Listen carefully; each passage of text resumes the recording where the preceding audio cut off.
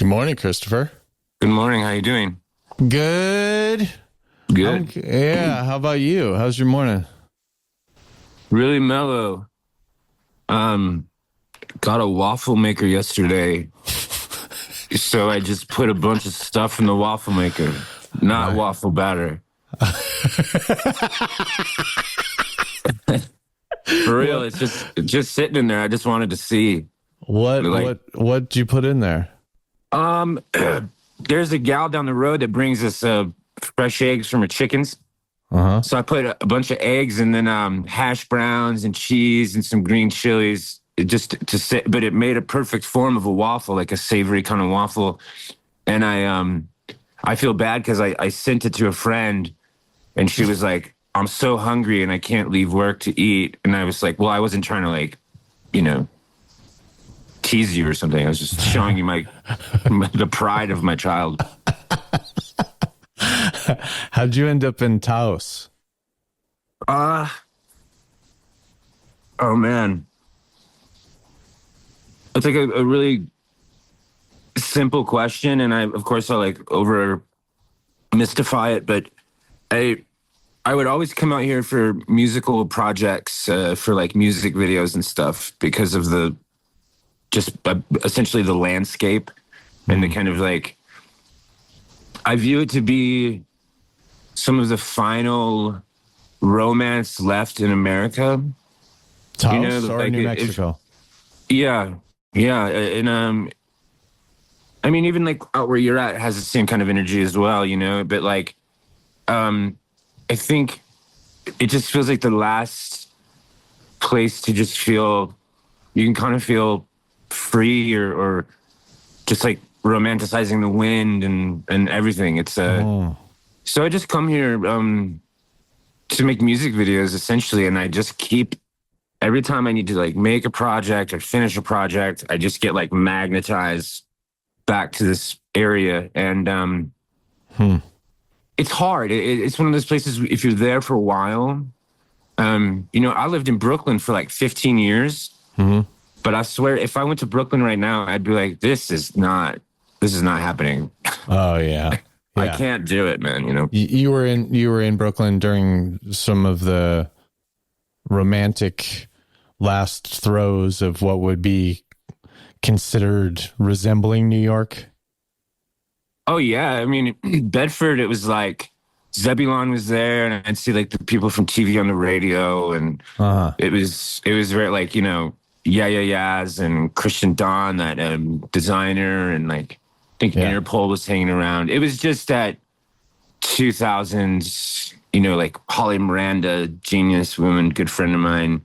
It was just, you'd walk down Bedford Avenue with like your 75-cent bodega coffee and just see your friends standing around. And now it's like, I mean, God bless Austria, but like 2 Austrian models with like 9 children on ropes.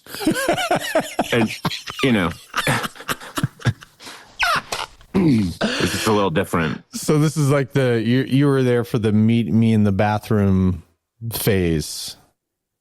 Oh yeah. And it was hard because, my bass player, he's 6'7". So his head would just be over the top of the stall. So I was like,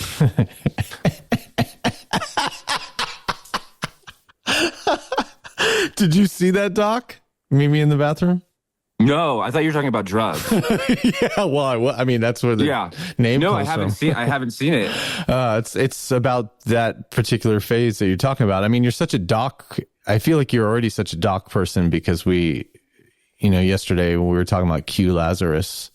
Yeah. And you immediately were just like, it was discovered in the taxi. That That's was the like greatest story. Line. Yeah. Yeah. I most likely will watch that later tonight. That sounds cool. Yeah. No, that was a good one. And did you watch the Q Lazarus doc? Goodbye Horses? No? I did. I don't know why I knew that. Sometimes I feel like Bradley Cooper in Limitless, where like something will go into my head and I don't remembering it, and then I can recall it. So like someone probably told me that like 20 years ago, and they didn't think I was listening, and neither did I. And then bang, it's locked up in the cellar somewhere in the head. Yeah, gotcha.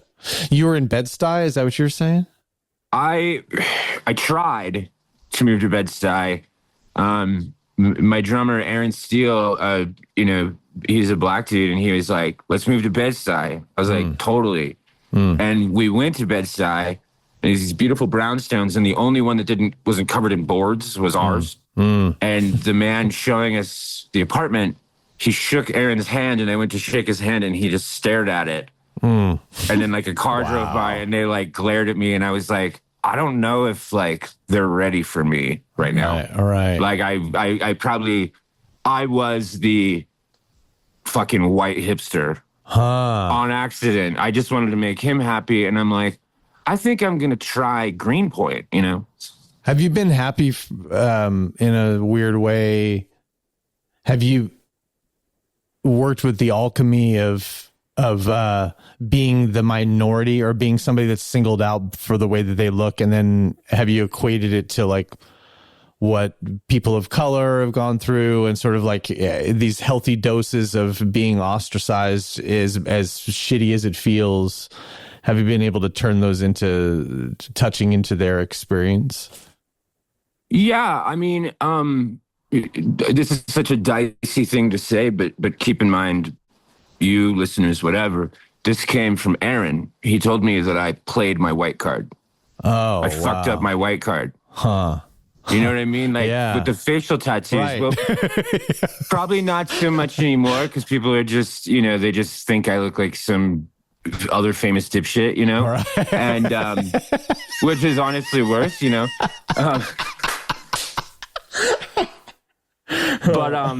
But yeah, I mean, I've being in like Carlsbad, California. Yeah, I remember I had driven from Nashville with this hippie chick. We drove out to Carlsbad and stayed the night at my buddy's. I went out to the car because I literally had an Old Spice deodorant and it was in the door. I forgot it. It's like, I take a shower, get my deodorant. I went out there and got it. I come back in about 10 minutes later. There's like 3 police cars at my friend's house. The neighbors had called the police just because the way that I was visually represented to them. Wow. And I didn't talk to the cops. His dad did. His old Italian dad. He's like, Chris is a good man. I don't know. And I'm in the bathroom, I'm like, do I have like warrants? Did I really do something? And then he just knocks on the door. He's like, Chris, it's okay. The neighbors were just scared of you. I'm like, okay. All right. So, but at the same time too, I feel like, hell, man, I certainly was not put on the planet to fucking be visually comfortable for anybody. I mean, what even is that? I don't even know. Yeah. I just don't care because like, well, obviously. No, for sure.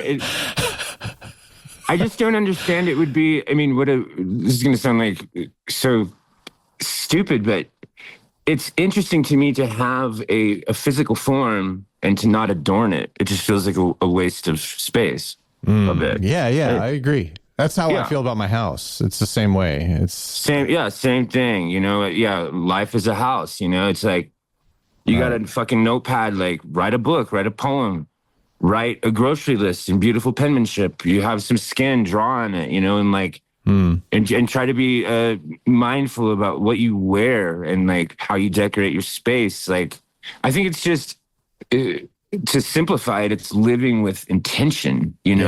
Yeah. Not just, because I remember I had friends and you go to their house and they'd have like a Pulp Fiction poster thumbtacked. And like, you really like Pulp Fiction that much? You're like, I've seen it a couple times, but it's a cool poster. I'm like, it's Uma Thurman smoking a cigarette on the couch. You really love that. It's the poster. Like it's not another image. It's not Travolta and Samuel L. Jackson holding the guns at the guy. It's like it's the one, the main movie poster. The main one with like the IKEA futon with like cum stains on it from like your friend.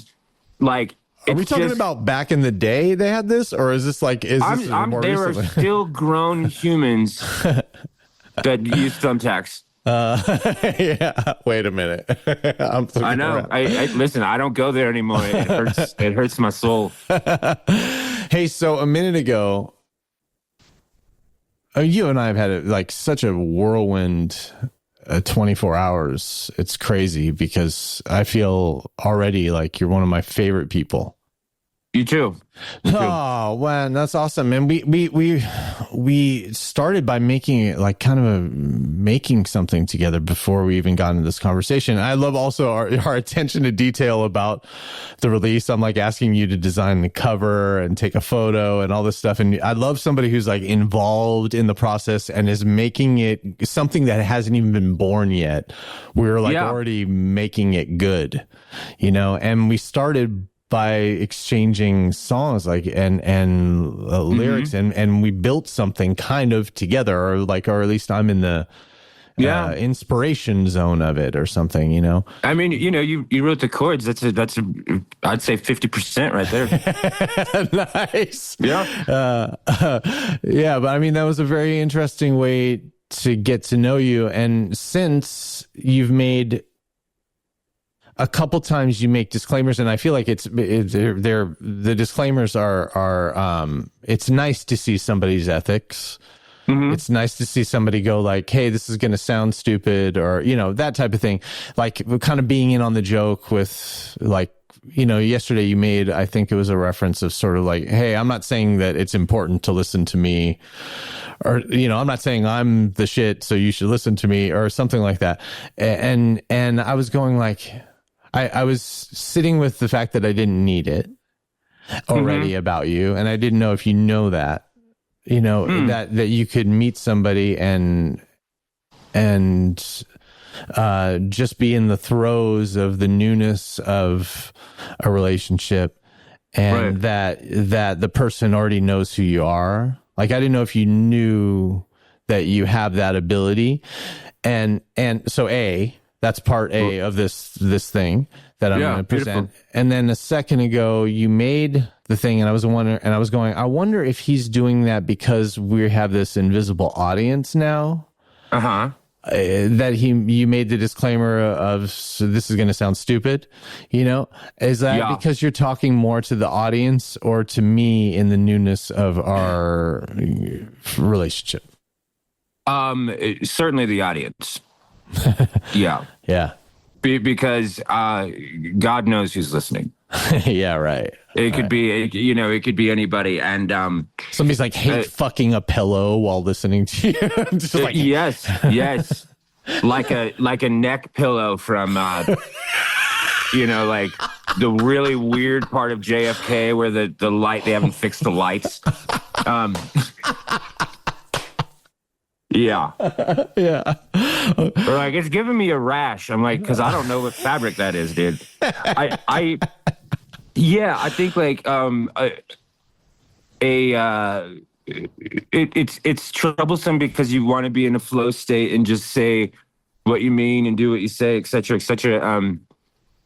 But it is I wouldn't quite say that I'm aping it purposely, but I've watched a lot of interviews with like David Foster Wallace or something like that, like a very fast mind. Yeah. And he's constantly, disclaimers like this. And I think there is a grand insecurity of being misunderstood or misquoted or something like that. Particularly, well, you know what? I don't know that it's any worse. I mean, I feel like I said something in third grade that somebody fucking heard wrong. I don't really like that whole like Joe Rogan thing. Like, the world's just on our ass now. We can't be free. I mean, that's just like a fucking, that's, if you say that type of shit too much, it's because you know that you have like a dickhead take on everything. Yeah. And that's kind of how like, I don't envy Joe Rogan's. No. I don't envy it. On some level, like, I'm kind of glad it's him if somebody has to fill that level of airspace. I'm glad that it's him and not me. I feel like you're too sensitive for the shit that gets put on him. You might fold. You would fold up like a beach chair, but he's just like stocky.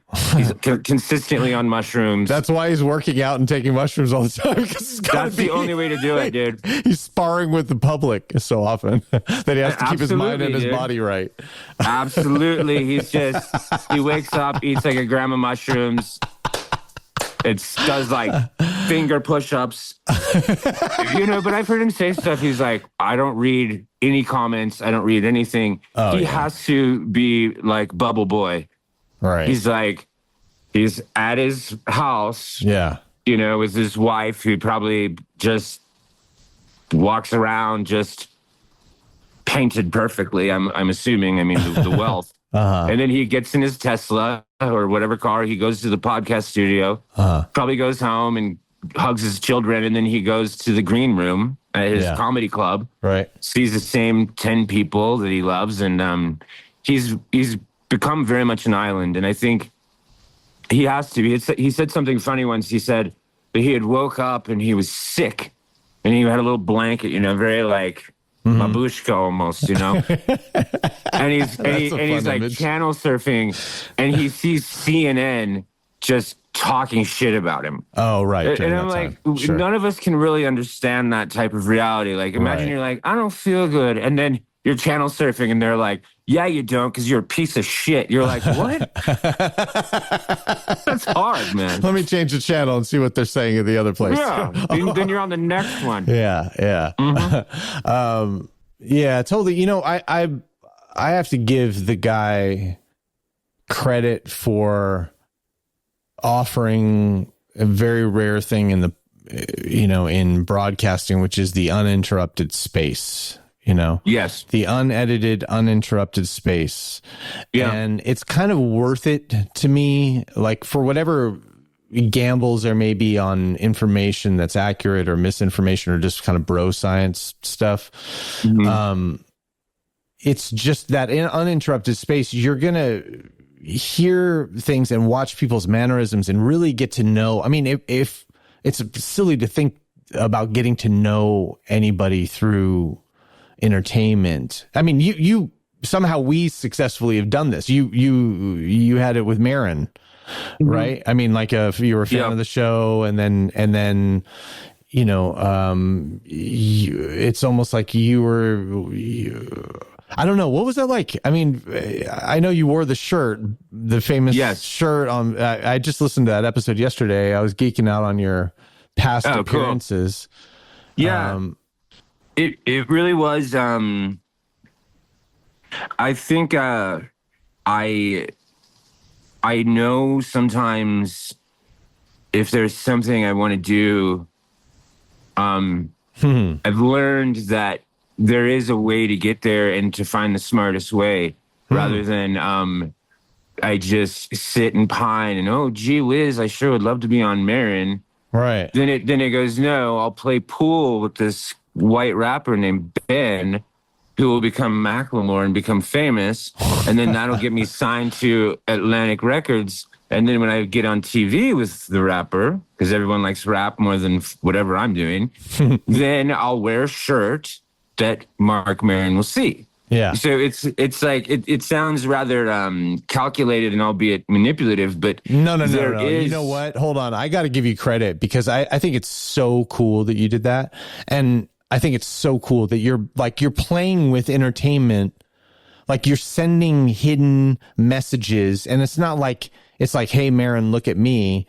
The shirt says, it's like a something you have to be in on the Marin world to know what Boomer Lives means. Yes, exactly. And you're sending messages. Like, I just love the idea of sending messages through entertainment and having it reach the ultimate goal. He didn't give you the credit as much as I feel like you deserved, and it's not really his strong suit necessarily. To gush or to that interview was so short too that it was almost like I was anxious because it was like you got there and it sounded like, okay, well, that's great, right? I'm glad this happened. And and moving you along. And I want to talk to you about this in particular because experiencing that myself now at meeting people who I've looked up to, and then you develop this texting relationship, you know, and then it's sort of like, hey, well, let's hang out or something. And then it kind of lasts for a little bit. And this is my experience with it. It's sort of like, and then you're sort of in this, people don't know what to do with it or something. And so I'm almost rather not have had it happen than have it get that close and then not be what I thought it was going to be. Oh, absolutely. Yeah. I have like, I mean, I think this is a Marin joke, ironically. He said that he can have like an abusive relationship and like attachment theories and just, or like issues with someone he met like for 5 minutes. And right. Yeah. And I totally get that. I mean, I you know, right. I think with people like us, like we probably have the tendency to be the shiny new toy, you know? Right. And then, what's this going to do for my world? They don't realize we're like sensitive, and it's like, oh, why didn't you call me? Because last week you called me like 4 times and you stopped calling. And then you're like, well, this is not my, you know, my wife or my husband or whatever. This is just like some fucking weird poet I met at a coffee shop. And now I'm like laying in bed, like, I wonder what did I do? Like, it is interesting. Like people, I think almost, I've definitely noticed and actual friends of mine have noticed that happen to me, of people just wanting to be around me and just kind of usurp or just like gather what they can. And then when they're like, oh, okay, I got enough. And then they bail.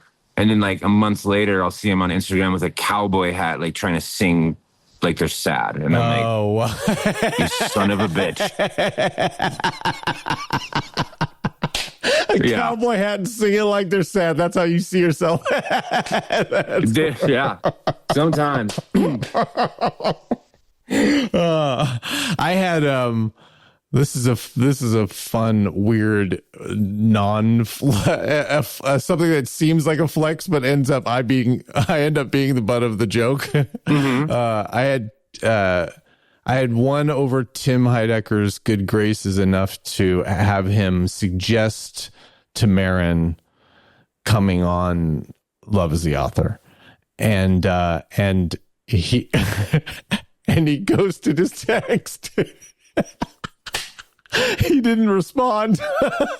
So I have that weird thing of like this weird mix of, oh my God, I've done something enough to where Tim is recommending me to Marin, and then, but he gets ghosted for it. It's like, not exactly, I don't know what to do with it. I really, really think I'm learning more and more that these things are just, it's almost, you're so thoughtful and creative and sensitive, these are all attributes, but when they're used against yourself, what a nightmare, you know, because you can really, it's like, because you probably visualize like Marin just looking, being like, no. Like, but he probably saw it and he was like, oh, that's cool. That would be cool. And then his phone rang. Right. And it was like some bad news. I mean, it's very much like that Wallace thing, like, this is water, you know? It's like, you know, someone cuts you off, a SUV, and you hate them, you know, these monsters, but you don't realize it's like a woman who had been in a terrible car crash and her husband got her a big SUV because she had trauma with driving. It's like, it's very hard to leave our POV. And I think when you're sensitive, you will, you know, put together a very beautiful little book about how it's definitely your fucking fault, you know? Yeah. Well, and most of the people that I've looked up to that I meet, they, you know, I've spent my life burning it to the ground a couple, 3 times, homelessness and a couple times like literal living on the street. Yeah. And drug addicted. And I've done that trip, and then I've kind of built my way back from that. And then I've had like work on my ego and devotional practices and all this stuff. And then I meet them. I've been a fan of theirs the whole time. But then I meet them, and they got famous way back. And they didn't have all that life journey shit. They didn't have homelessness and addiction and recovery and all that. They're kind of learning as they go along in this madness that is entertainment. And so by the time I meet them, I'm expecting them to be these, they inspired me back in the day. So I'm like, well, they must be as evolved. They must be emotionally and spiritually where I am. And then I find that they're not. It's very, very rarely they are. I mean, I've always had the luxury of putting the work in on myself, and they've been busy entertaining me along the way. So I have compassion. I just want to close it out by saying that I have compassion for the fact that that's the empathy point. Is like, oh shit, I'm not gonna go like, oh, you're not what I thought of you were. It's more like holy shit, I've gotten the luxury of getting to do all this growth outside of the public eye, Yeah. I mean, it can work that way. But sometimes it does get to that, like a good friend of mine, Tommy Toolwolves, he's like, they call him like the king of the Lower East Side. I mean, he was like, he was in like prison when he was like 9, and he's always like, he's like, Chris, like, they're just not like us, man. They're not like us. They're cool, but they're not like us. And there is that kind of thing of like us versus them. And in the sense where, I've said flippantly, like, I don't trust no motherfucker who ain't been to rehab. Like, you know what I mean? Dude, that's so dope. That's so dope. I've never heard anything positive about rehab. That's almost like, real rap music is from Compton. You're basically saying, it's like, true. I mean, the thing. There's truth to that, because I can say, oh, whoa, you grew up in Calabasas and you're writing East Side folk songs. I said, have you ever played ping pong with a cop who was drunk driving, killed an entire family, and now he's in a wheelchair? And he has a better vantage point on the ping pong table because he's lower. Right. And then as soon as he gets out of rehab, he has to go to jail, and he lost his family, and now he's paralyzed. I go, okay, so let me hear your song then. Fuck. Did it rain yesterday? Are you okay? Right. Dude, that's so awesome to have regard for rehab. Like, I mean, this has been my profession, for the last decade plus. In and out of rehabs, I like it there in some ways. I didn't know that. I didn't know that people like it hasn't had this branding. I mean, at least from somebody that I legitimately think is cool, saying good things about the rehab experience and how meaningful it can be. I mean, it's probably like the closest thing to a true like religious experience that they used to have back in the day of the tents or whatever, is like having an awakening. It's like almost like a Buddhist retreat, because in a sense you are stripped of your usefulness in the outside world, and then you need to learn how to be useful in there, where it says you got to mix the tang. Like the powdered orange. And you're like, I don't do that. I write songs. It's like, well, where's your guitar? Well, I'm not allowed one. Well, then mix the fucking tang. And, and I liked it in there. And the things that became important were so important. I mean, it almost makes me emotional. Like, he's a good friend of mine now. This guy, Noah Levine, he wrote Dharma Punks. Sure. Fantastic guy. Right after I finished my first record in Canada with Sarah Quinn from Tegan and Sarah, my self-titled record. Oh, yeah. I went right to rehab after, because she told me, she said, this is going, because I was a dishwasher, yeah? Just a drunk dishwasher with a handful of tunes. And God bless her, she is mother, you know? And where were you washing dishes? a place called Glows in Seattle. Oh, okay.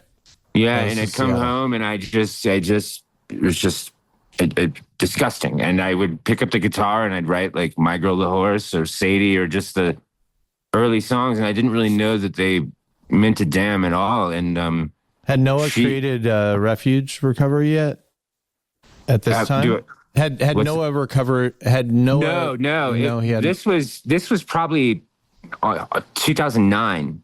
Oh, okay. So this is right before he creates it, I think. It was right before that he made the other book, yeah. And I was in rehab, and there's this kid Eli. He was they kind of give you like a buddy because they call it like the Librium Shuffle, right? Yeah, like, yeah. Which I mean, that's it. Which rehab was this?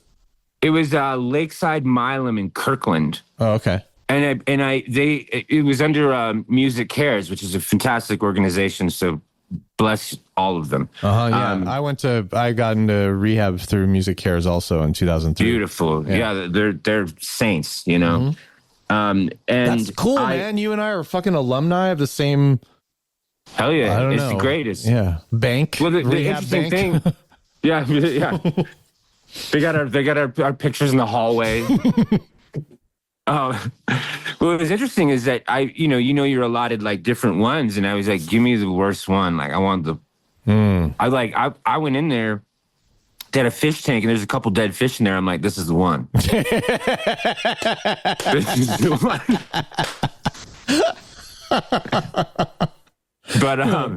But what became, because there was no outside literature, no outside music, no candy, no caffeine, so you were just stripped of any pleasure except for when you find pleasure, there was no exterior. When you're sitting there, I remember it was one of the greatest moments of my life. I was sitting in a circle with all these boys, men, whatever. Broken. Like they could hardly cross their legs. I think I wrote about it. I said everyone looked like they were just made of glass. Like they could just tap them. They're like they would go. We're sitting there and like, it was quiet. No one said anything. It was all quiet, awkward silence. And then someone kind of started to laugh a little bit because it was awkward. And within about 45 seconds, we were crying, laughing. Dude. And it gives me goosebumps to say because so we don't have anything that we want. What we think we want, which killed us. We have nothing. We just have this quiet human orb of laughter eruption. Yeah. And I'm like, this is the fucking real work right here. Totally, man. No, I had the same experience, and mine was dramatic in the way that I was kicking methadone when I went into my first AA meeting. Tough. And I was, it was a struggle to get me to walk, you know. I mean, from my bed in this sort of all men's rehab in the mountains that I think burned down called, what was it called? Warm Springs, in Staic, California. And there's like 500 men up there, mostly either homeless or out on Prop 36, you know, finishing their prison sentence in rehabilitation. And there's cabins. It's like 6 cabins, and in the cabins it was like 40 bunks to a room. And you know, and yeah, it was gnarly. And I was kicking, and you're supposed to be done with the detox by the time you arrive there, and I lied. The whole thing was a miracle that I even got in, you know. It was a miracle that I was even there, you know. But I was struggling so much. I was just dying, you know, of the opiate withdrawal. And just couldn't help myself at all. And this isn't the kind of place to convalesce. Like, it was the kind that was like almost military grade, where they're like making you make hospital corners on your bed, and you know, wake up at 6 a.m. and stand in attention and all that shit, you know. And I could barely move, but somebody took pity on me. That was one of the other bunks. This guy was just like, come on, man. And one day, and I was just curled up, curled up in the fetal position on the bed. And he's like, come on, man, get up. And I was like, where are we going? He's like, just come with me. It's like, just come on, just put one foot in front of the other. And yes. I walked with him, struggling. And all of a sudden I enter into this room and everybody's laughing. They're not laughing at me though. They're laughing at some subject matter that I can hear, I could pick up on. And you're talking about one of these rooms. You were just talking about where this laughter is happening, and they're laughing in the room because they're having the gift of identification occur. Where somebody shared something that was like, I used to rob my mother, and then I'd help her look for the money, See, that's not funny, but it is in a weird. Yeah, I get it. If you've been there and rehab humor, dude. Yeah, and somebody's saying it out loud, it's almost like you're in a comedy club, and it's like where the truth rob my mother. Right. and we all laugh, and of course it's the venue. The venue makes this appropriate, and you're in there, and everybody's they're laughing because they relate, and for that hour, I felt decent, which is insane. During a methadone kick, to feel all right for an hour was insane, and so I always felt like I could. I had a measurement of like the power of the feeling that you just had of that, or that you described, of the gift of identification occurring. Like I had some sort of bodily measurement of how powerful that could be. Yeah, that's such a great story. That's so cool to hear. It's very true. And I was watching a hummingbird as you were talking because it fit. And I was thinking, I've had people like that too. I think the third time I went in, they gave me a cocktail, all this stuff, and I was just sitting in the hallway, and my room is probably it was at the very end, and to me it looked like, I was in Marathon Greece. Like it was long to me because they gave me all this stuff to like shut me down. And this guy just walks up and he like grabs my hand like this, pulls me up, and he puts his arm around me. He's walking me. He's like, yeah, all that stuff they gave you. He goes, you probably got about 5 minutes. He goes, where's your room? He goes, I'll lay you down. My name's, I forget his, maybe Keith or Kenneth or something like that. And the guy that helped you and the guy who helped me, I'm like, it should not be overlooked that these are like little micro Jesus people. Totally. They're little gods in there. And that's where you will find God. Yeah. You're not going to find God in the outside world when someone's like, how can you help me? Right. You did this. Like, can you help me? It's like the deities show up through action. They don't show up as designated people who, like, you look up in a phone book and it's like, oh, that's the person. It's like they show up. The deities show up on the path. Exactly, and it's almost like, I'm sure for you, when you think about it in your mind's eye, and when I think about him, it's almost like he disappeared. Like he just totally. I remember Michael Rappaport visited this rehab. Like it was the big celebrity that was coming to visit a friend of his that was like one bunk away from me, and like he was like, Michael Rappaport was like kissing babies and like that type of thing. Hell yeah, like, it was so guy, cool, man. Michael Rappaport. I like a beautiful girl make you dizzy, like you've been drinking Jack and Coke all morning. Yeah. Beautiful girls, fantastic movie. Michael, I love him. He's so unhinged on the internet. He's like, fucking Trump. What? New York is fucked up. What is this? Is this a fucking hot dog? They used to be this long. Now they're this long. He's so pissed. What a unique career that guy has, with the Tribe Called Quest documentary and him being tied with them, and then being in Woody Allen movies and Spike Lee. He's as cool as it gets. I don't know. I mean, I digress or again, putting up my little roadblock. Like, you got to be like these days. I mean, I could say I love Michael Rappaport, and then later today I'll look on Instagram. It's like, he's been charged with blah, blah, blah. I'm don't quote me on it. I didn't know. Yeah. So what is it? So your thing was drinking. From what you talked about on the Marin podcast, I'm referencing your fucking former work on podcasts. No. I mean that's my origin story, my lore, as they say now. All right. So who drinks? This is my question for you. Who is it in your mind that you romance the sort of the essence of when you think about drinking, that is sort of the romantic, the siren of the sea kind of thing that calls you back because like this influence made drinking look so good. Man, I mean, this is going to be such a curveball of an answer, but no one.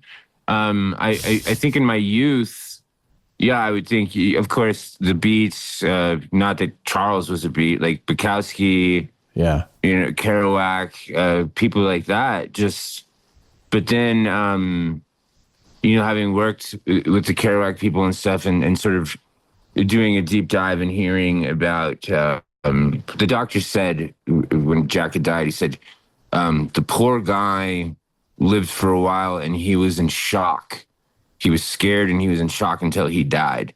And there really isn't any romance in that when you get to the nitty gritty of it. Like, dude's like, it's not like he was like writing a poem and then just, right. He was like, it's ugly, man, and even Charles saying like, to drink and to die, and dying from drinking is a beautiful death, but you got to leave some words behind, right? But what he means by that, in my mind, is he's saying drinking is not a beautiful death. The words are beautiful, because why would he fucking say that after? It's always about the words. It seems like maybe he's like saying if you are burdened in the way emotionally that I've been burdened, and you drink like I do and have to, then fucking do something, leave something beautiful behind from it, Exactly. At least fucking balance the scale. It's like, right. I mean, be a kamikaze, like fuck that boat. Like I'm taking it down, but at least take the fucking boat out, Right. I guess what I'm saying is, getting older and stuff like that, realizing a couple harsh truths is that I have witnessed a fluidity with my literature or music that is accessed through that kind of the calm, warm alcohol haze. It can technically. I mean, I'm sure anybody in AA would disagree, but some would be like, "Hey, man, you're right." Like, there is a utility to alcohol as far as a flow state of the mind, because it relaxes it to a point, and the inhibitions go. It's like you want to walk up to your next wife. It's like if you weren't drunk, you wouldn't have 3 children because you would have been too scared. So there are things that happen. Say? I know that's true. But what if we were not supposed to talk with her originally, and we did it for reasons? Well, because she leaves you anyway. So, I mean that's the thing. But it gets us to do these things. We're always talking about what it got us to do. Oh, it got us off the wall at the school dance and all that shit. But like maybe what happened next wasn't supposed to happen. No, whatever. Honestly, I'll tell you this. I'll admit this right now. You are absolutely right. I don't even I'm trying to think of, I'm like, what can I say smart to defend it? And nothing. I don't even like being right in this way. No, I know. You're like, I'm so sorry that I'm right.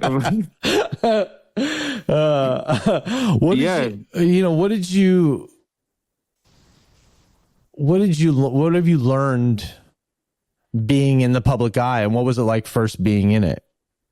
Out of nowhere. Like, it sounded like it wasn't, from what I gather, it wasn't a lifelong ambition to be a rock star. No. I think I used music and writing the same way I used alcohol, was to feel, I guess, almost like they gave me oxygen underwater. Like, I needed both. But there was no plan of where it would go. It's just kind of like a way of dealing with being alive.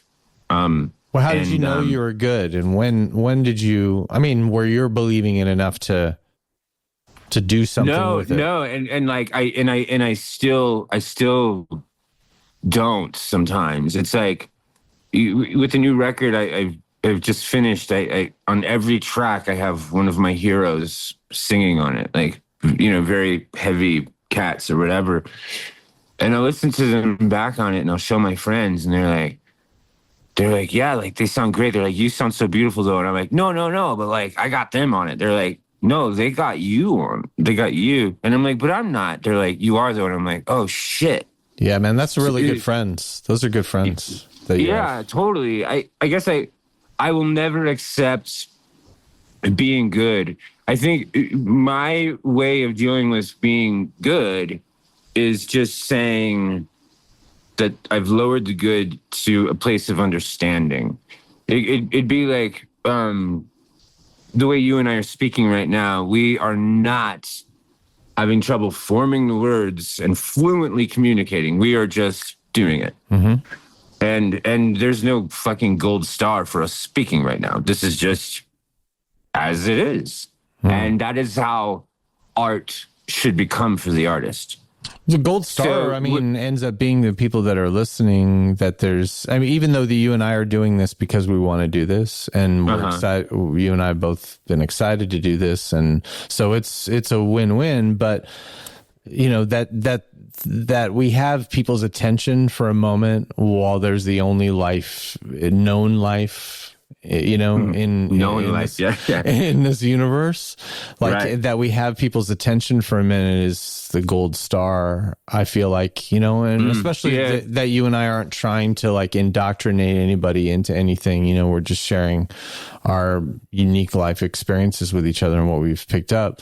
You know, that we have people's attention, I feel like is saying that's something. Well put. I think you're right. I think that the gift that you get upon mastery is the gift of giving.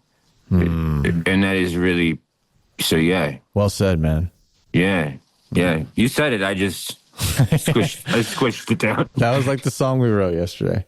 Exactly. I'm like, give me the thing, I'll tighten it up. I'm like that. It was such a weird thing too, because it was just so intimate. It was like such a, you know, I mean, you're in my day yesterday, like you were so in my day, and we wrote a song together, and then I'm like listening to you on the way. I'm listening to Fences, Prairie Tremens on the drive to Vaughn's, you know, to the grocery store, and then getting texts from you, and you're sending me like revised versions of a song that you just created based in some chords that I sent you. And then the rest of the day, you know, I'm like listening to your podcast, whatever. It's just, it's felt like so insanely intimate of a beginning of a friendship. I felt like, and I said this in a post, but like this is the fastest friendship I've had since I was a kid. And you'd find these when you were a kid, you know, where you'd fall in like this. But how much of the research did you do leading up to knowing that I was somebody to take interest in talking to? It was, in a sense, it was fast as well. I hate to give the credit to the evil monolith of Instagram, but I mean, that goes to show maybe there is some beauty in the evil of it, right? I think it was you were just sitting and you had the beautiful necklace. I said, I have that necklace, and I clicked, and then you were laughing your ass off about, you know, time's only been around for a couple hundred years, and I was like, that's fucking funny. So I kept looking, and then I was like, oh, this dude's like on it. And then I saw Pete, and I love Pete. That also is a funny thing. I was at a Grammy party, and Pete Holmes was just sitting by himself. And I went up to him, and we were supposed to do the Pete Holmes show when he originally had the little talk show before he was doing characters and stuff.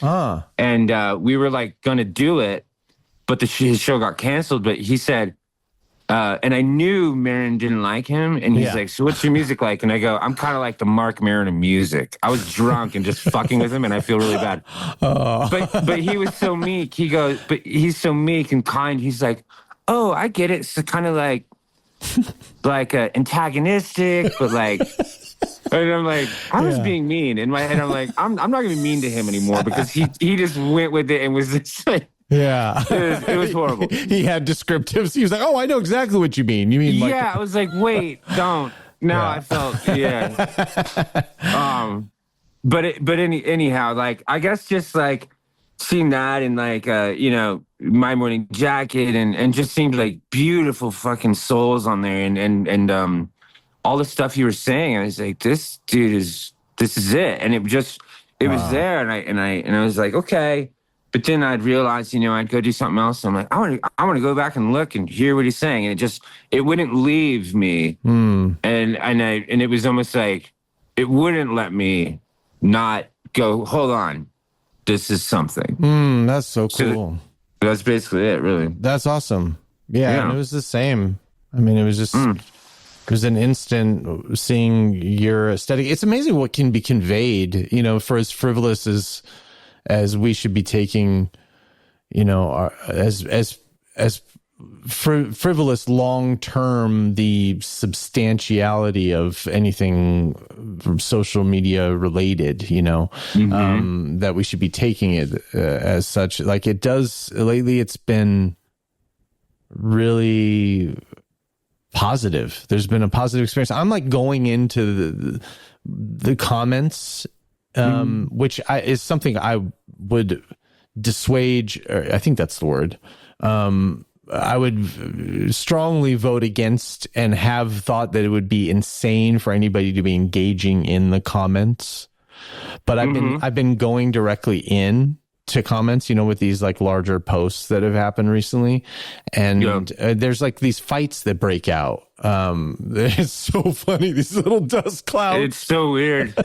They're very fighting weird with each other on like facts around stuff or just like our beliefs. And it's not that it's surprising to me, but I've never been caught up in that. I've never hosted a fight, on my Instagram page. And now I'm doing that more, and I'm kind of going in myself because I've worked out enough in my life to where I'm not trying to find out something about myself by doing this. I'm actually trying to go in as a bodhisattva and see if I can insert some crazy wisdom. And by crazy wisdom, I just mean like the thing that nobody says that's very blunt and it's without aggression, but because it's so blunt, it feels like it's calling something out, and it is, but it's doing it without the need to be right. And I go in with that energy and just say things when some people are like disparaging, or if they have some comment, they're like, oh yeah, that guy, whatever it is. I just say something, and then I've watched these things turn around. And I'm not advocating that everybody does it. And I'm a mental health professional, so like, and a devoted spiritual practitioner of 20 years to a very specific path in Buddhism. And so it makes me a very specific person to do this, but I'm going in with that attitude, and literally things are turning around. I'm watching people go like, oh yeah, I never thought about that. Or going like, oh yeah, I guess I don't know what I'm talking about. But because I'm not going in with the energy to be right or to win, it's almost like it can be felt. And so there's a lot in the potential of social media that I feel like we're either like all about it or we're just all throwing it out. And there's something good about it. I mean, here you and I are. Yeah. And, there's something good. I don't know what that is. I think if we it's almost like you could say, that the cavemen, they invented a weapon to kill food to eat. Yeah. It's like, that sucks. They made like, now there's all this death, but it's like, well, look at it the other way. Like, we ate. Right.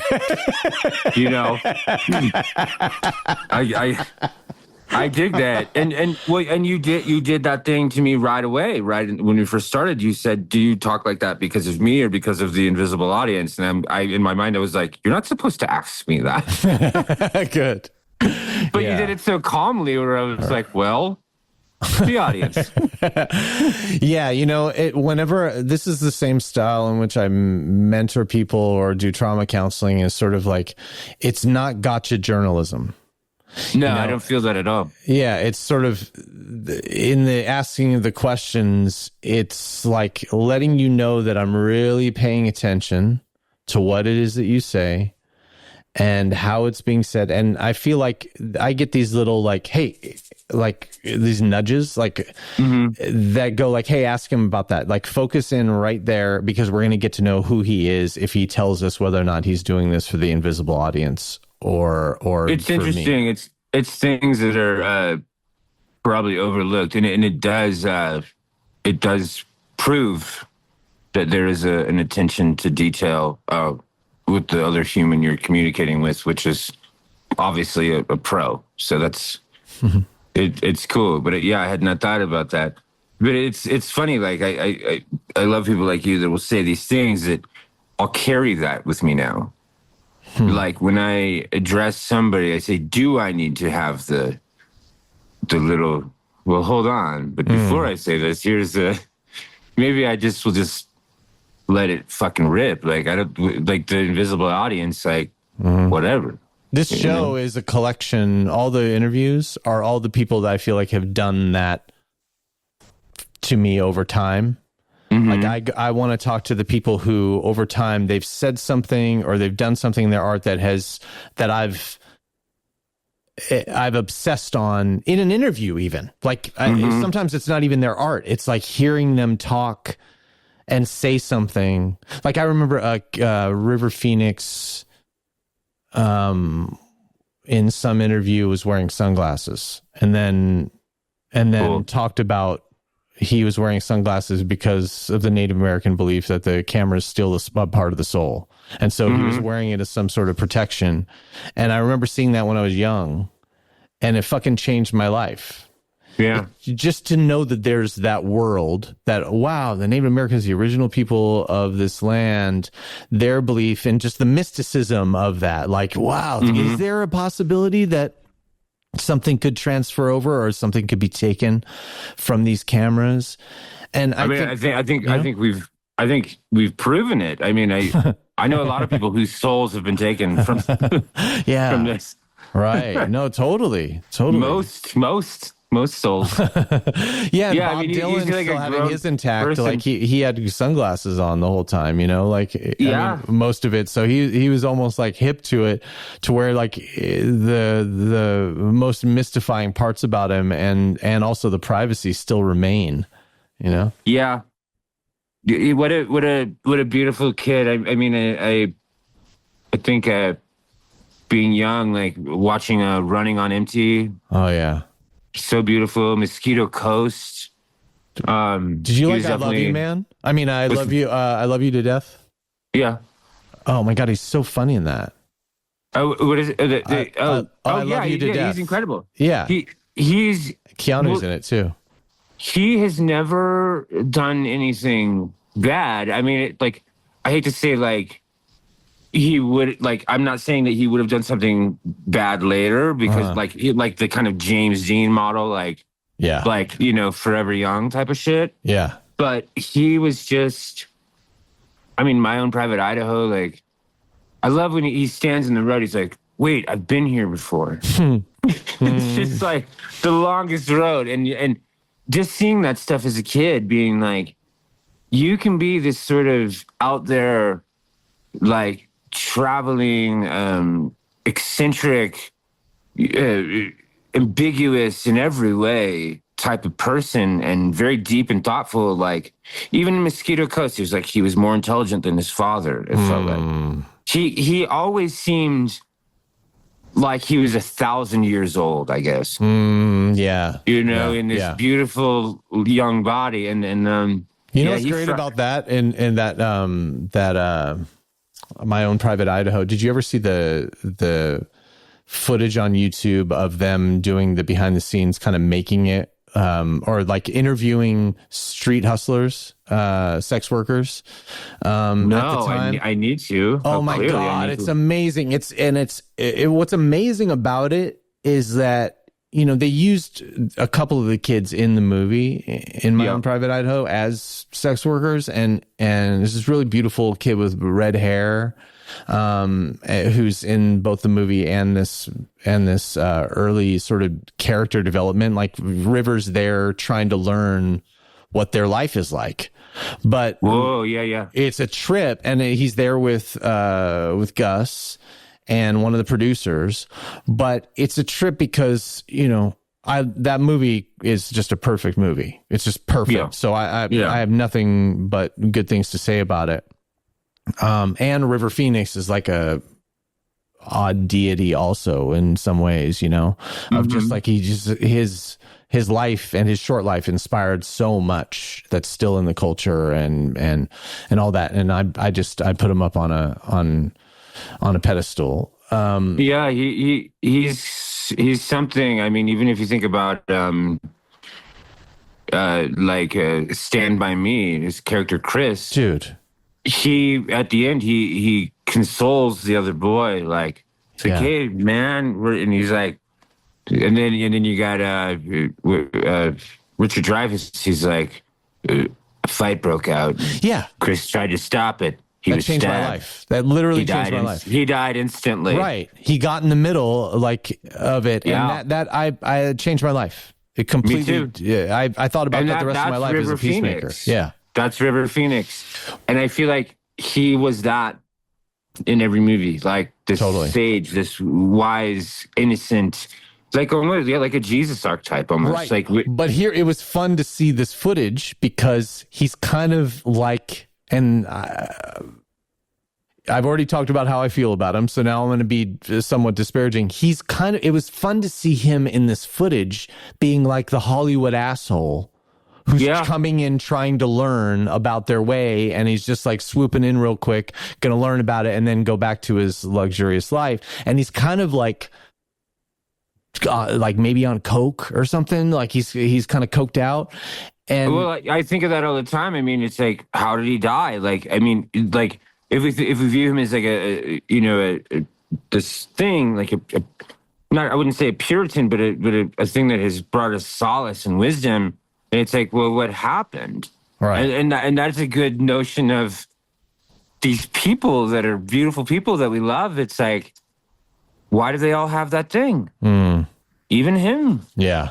And not to cut you off about saying, yes, a Hollywood asshole, because it's like that is beyond fucking alluring.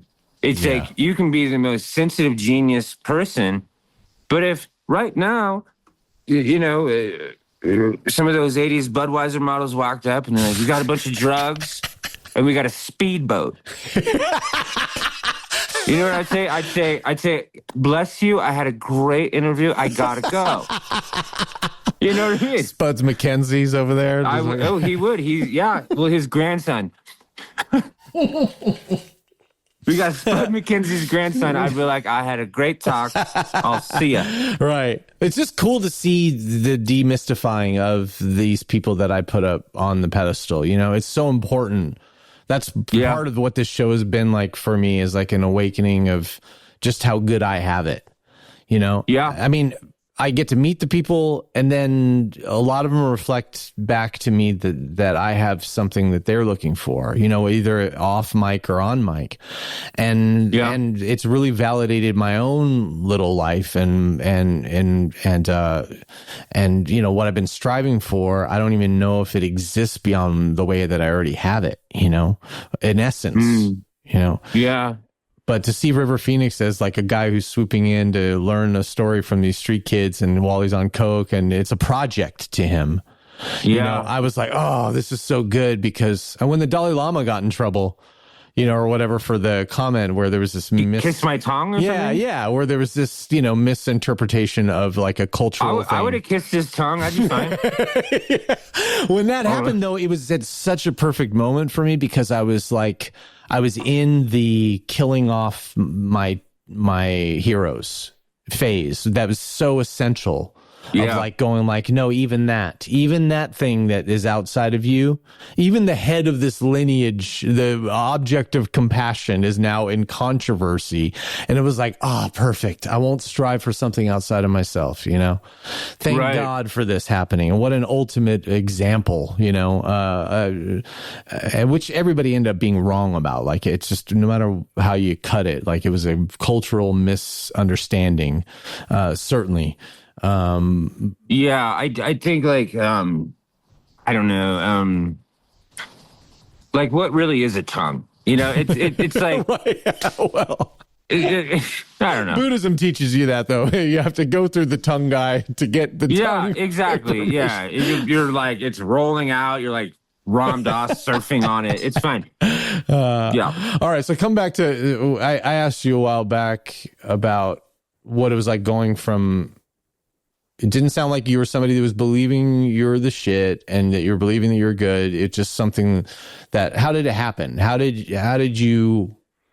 Fences begin?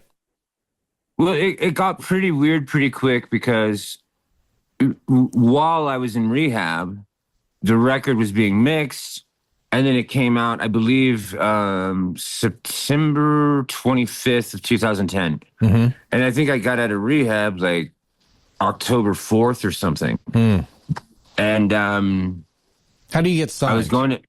What's that? How do you get signed? And how long had you been an artist calling yourself Fences? And where does the name come from? Well, I was dating a girl named Yelena Avanesova, Armenian. Beautiful. She spoke Russian. Меня зовут Chris, я люблю сигареты.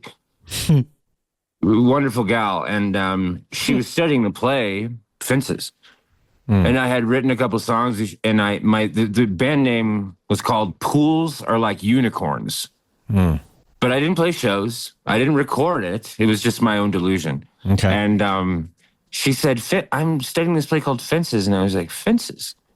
She's like, yeah, that'd be a cool band name. And it's like, Fences. I don't think that exists, but it's so simple. Yeah. How? You're like Led Zeppelin. Right. Just there. The Doors. Yeah. You know, like in the inanimate becoming very animated. Yeah, that's cool. And I just started to play basement shows around Boston when I was going to Berklee College of Music for jazz. I was a jazz musician. That's Berklee with 2 E's. Yes. Yeah. The Boston, not the California one. Right. And this girl, Jude, at the Boston Conservatory, she was a cello player. It was before... well, maybe after Yelena, but I'd gone to her dorm room and she like lit a candle. She's like, lay down.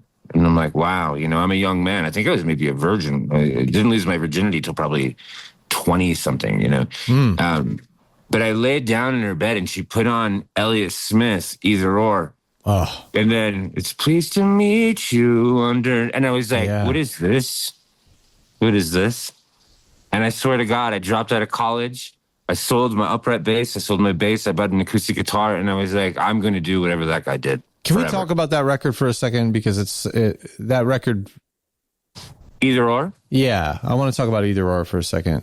That's my favorite record of all time. Oh, wow. I mean, I've just gotten to know you, I feel like, in that moment more, a little deeper, because I have so many feelings about that record, besides the songwriting and besides the fact that he's playing all the instruments, and besides the fact that it's like, sounds like if Rubber Soul like was bummed out, you know?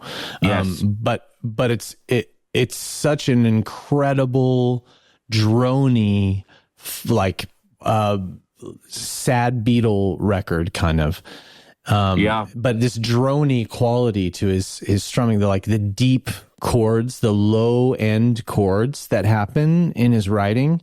And because he's usually a whole step down or a half step down. Oh, is that right? Okay. On the guitar, and then he's recording to tape. Right. Then the fucking tape, you can feel it of that record. Mm-hmm. That record changed my life for sure. When it came out, record, it was like, that wow. record, I wouldn't be sitting here. Huh. Yeah. You know? Yeah. So yeah, like literally, probably neither of us would be sitting here. Yeah, no, it's true. Interesting. It's true. That is interesting. It's so true too. I mean, it changed my life, and that was my entry into Elliott Smith. Even though he had Roman Candle and the self-titled, and he had these previous works and the Kill Rock Stars songs. Like, I don't know if you're a fan of those. Yeah, Kill of Rock course. Stars Yeah, I almost signed to them really early on. Wow. Because I was enamored, but they're like, we'll give you $700. I was like, oh, so this is indie. This is indie then. Yeah. And then like Electra Atlantic is like, we'll give you $150,000. I'm like, sorry, Kill Rock Stars. Yeah, totally. But it's cool, the romanticism around that label. I mean, I have that same thing, especially all the Riot Girl movement stuff. Hell yeah. I just loved all that stuff so much. Me too. I mean, that's the best music. I love like Smog, like Jason Molina, Bonnie Prince Billy, who I've worked with. Like all those people those are my parents. You know, that's my realm. I mean, even like for Elliott, like I have EXO on my face, I have Pizzala right here, Big Nothing on my leg. I mean, he's a king. Actually, my daughter, Moody Pizzella Mansfield. Wow. You know, I love Elliott. Elliott is actually... What a beautiful name.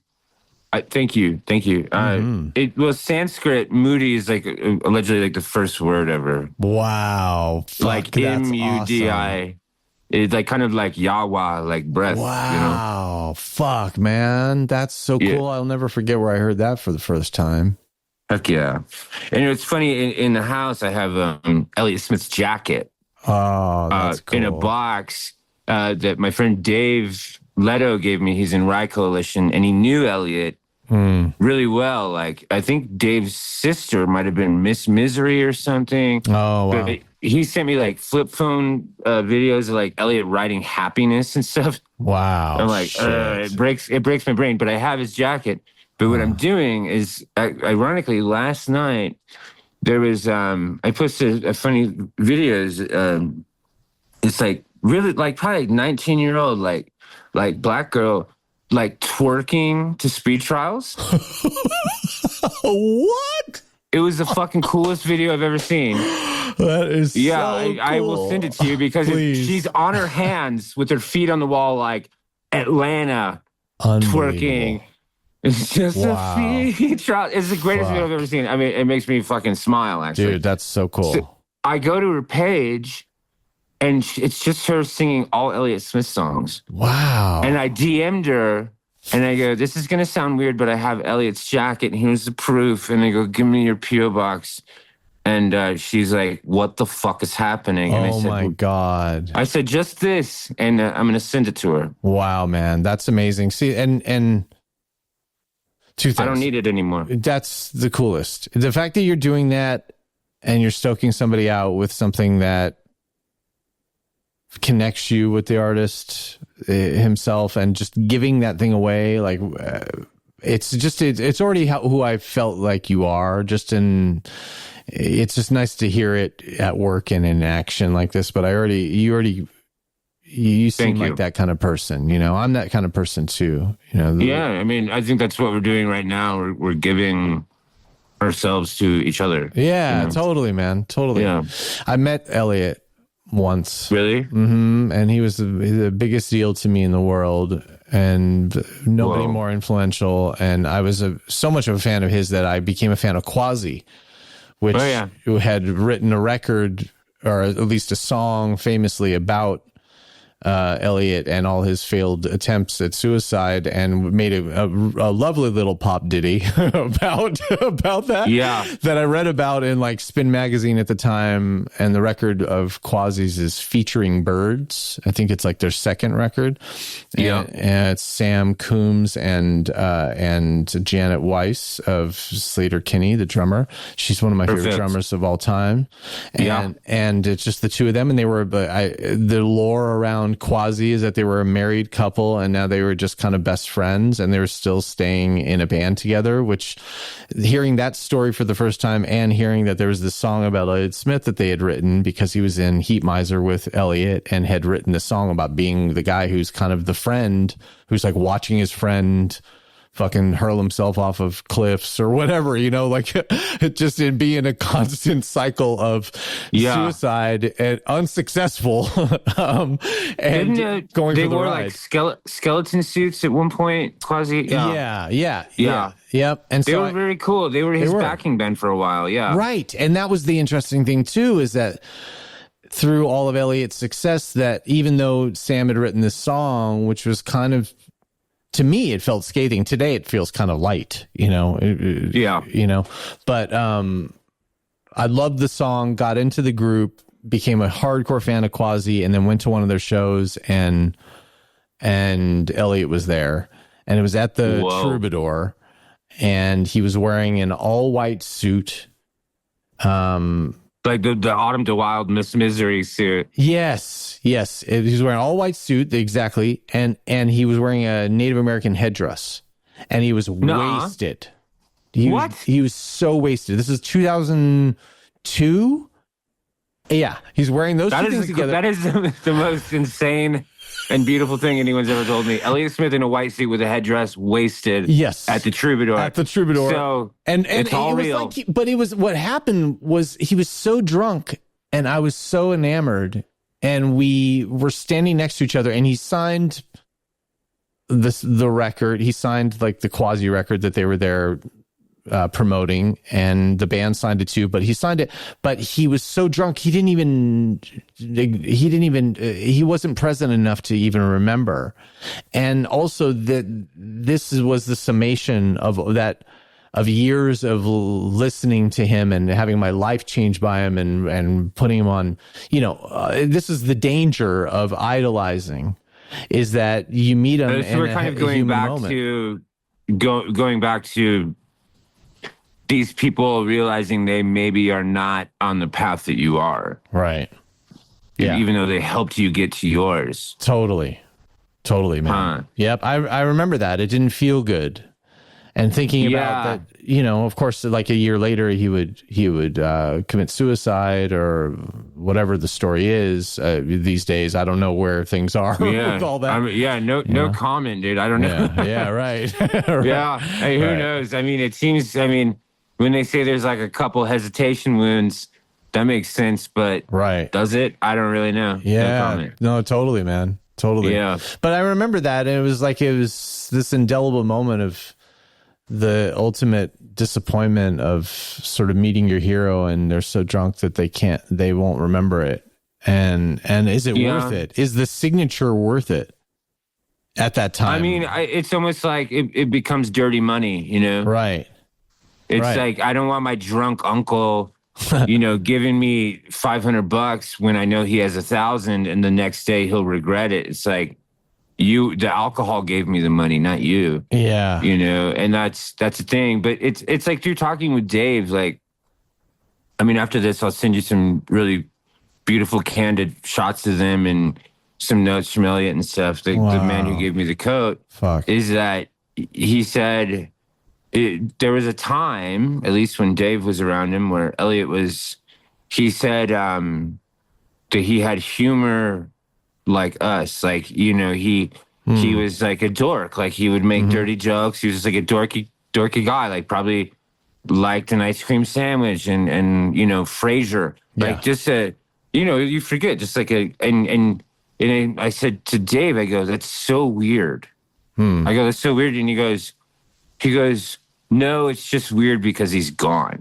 And that made a lot of sense to me. And it's just like your talented friend. And then that not in an ego way to be comparative to Elliott, but I thought of myself, I go, oh man, like maybe I'm not like funny, kind of crass, childish guy. But then when I get to fucking business with the guitar and the words, people are like, oh shit, that's his thing, and he's really good. But then if I were to die, people are like, that's so weird that you knew him. And that kind of like fucked my head up a bit. Oh yeah, totally. The mystifying of things once they're gone. I was just talking to somebody about that. I'm fascinated with that, how you can, everything that anyone who's is idolized or in any way. Actually, no.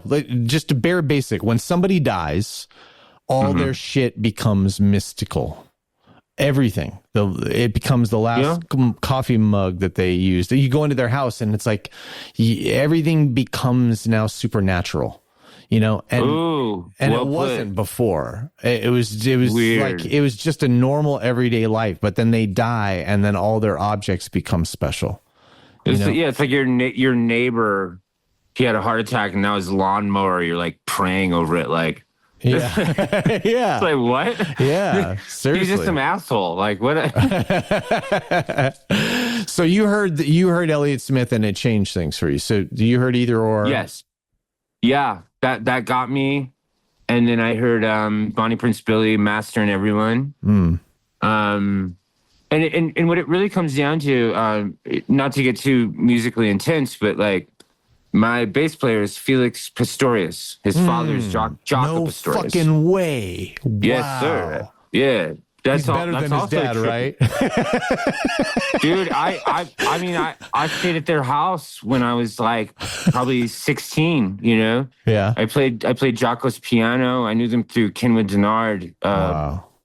Played with Miles Davis. And I was a jazz guy, at Berkeley. And so I've known Felix since we were 16. Wow. And Felix, he joined the band and it was wait, where was I going with this? How did I get to Felix? Just we were talking about either or. Shit, I lost myself because I went from stay Elliott with the Pistorius. That's fucking rad. Wait, hold on. Okay, a second. I'm a geek for Jaco just in the last few years. I saw the doc and Portrait of Tracy. Right. Yeah. So okay. So I was there and I was fully in that world and I was friends with the Pistorius family, and then hearing Jaco, to me, when you hear like the word of mouth album, like the opening song called Crisis, it's a song's about being bipolar. So I started to listen to jazz differently. When I hear Embraceable You by Charlie Parker, it's like, it's fucking Embraceable You. And I realized I was studying with this guy, Matthew Garrison. His father was Jimmy Garrison, played with Coltrane. Oh, yeah, Jim Garrison. Crazy shit, right? And I told Matt, when I left Berkeley, got an acoustic guitar, I called him like crying. I go, dude, I'm abandoning the form. And he said, Christopher, he goes, it's never been about the instrument. Wow. And that broke my head. And I live there now because they're fucking right. Because Jaco, he's quoting The Sound of Music in his solos. He's quoting Jimi Hendrix. It's not the instrument. Whatever is here, if you want to get it out with a lighter, go ahead. Wow. Get it out. Nice. Choose your weapon, dude. It don't need to be a trumpet or an acoustic guitar. It's irrelevant. Yeah. And hearing that from the jazz guys really helped. And if he had not said that to me, I'd probably be, playing slap bass on like a Snickers commercial right now.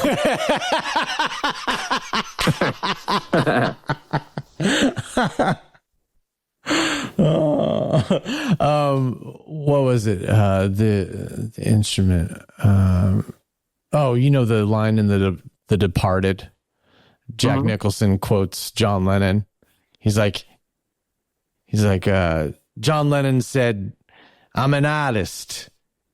Give me a fucking tuba, I'll get you something out of it." Yes. Yes. That's the deal. Certainly. It's very true. You will find a way. And one of my favorite stories, he's become a friend. He's from Cameroon, Africa. He ended up playing with Zawano after Jaco died when Weather Report turned to just the Joe Zawano band. He's a guy named Richard Bona, and he's from Cameroon. And when he was a child, he would go around and steal from 10-speed bicycles, like the wire. And he stole 4 of them. And he nailed them to a piece of fucking wood. Oh, my God. And I'll send you some of his stuff, too, because he's a little quicker than Jaco. Oh, shit. And and Zawinul grabbed him up. So that's when you hear people making excuses. I just don't have the gear. I don't have the. It's like, this is a barefoot fucking kid with stolen 10-speed wires on a board. You're right. Who learned Donna Lee. Yeah, totally. And now he plays with Joe Zawinul. So, like, let me know your excuse again, man. Yeah. You know what's so interesting about what you're talking about us being there is no instrument, and I feel like I experimented with that. I had an inadvertent experiment happen over the last I don't know, 13 years or something. I music was my life, pursuing it, doing it in every way, shape, or form. I thought it was what I was here to do, much like Jocko or any of these people who just are like, they figure out their thing and they're like, why do anything else? Like, this is what I'm good at. This is what brings the attention. I started to suspect that even though I was good at making music, that there might be more to me. And this is a luxury that a lot of the greats, I feel like, didn't have, because they were so, by the time they discovered it was their thing, it was their meal ticket, it was their bread and butter. And then momentum happens in their career. And especially a lot of the musicians we're talking about, like especially black musicians and jazz musicians, and, by the time they discover their thing, it's like, what do you mean do something else? Like, this is it. This is the thing. So I suspected that there was more to me than the pursuit of music deep into my life.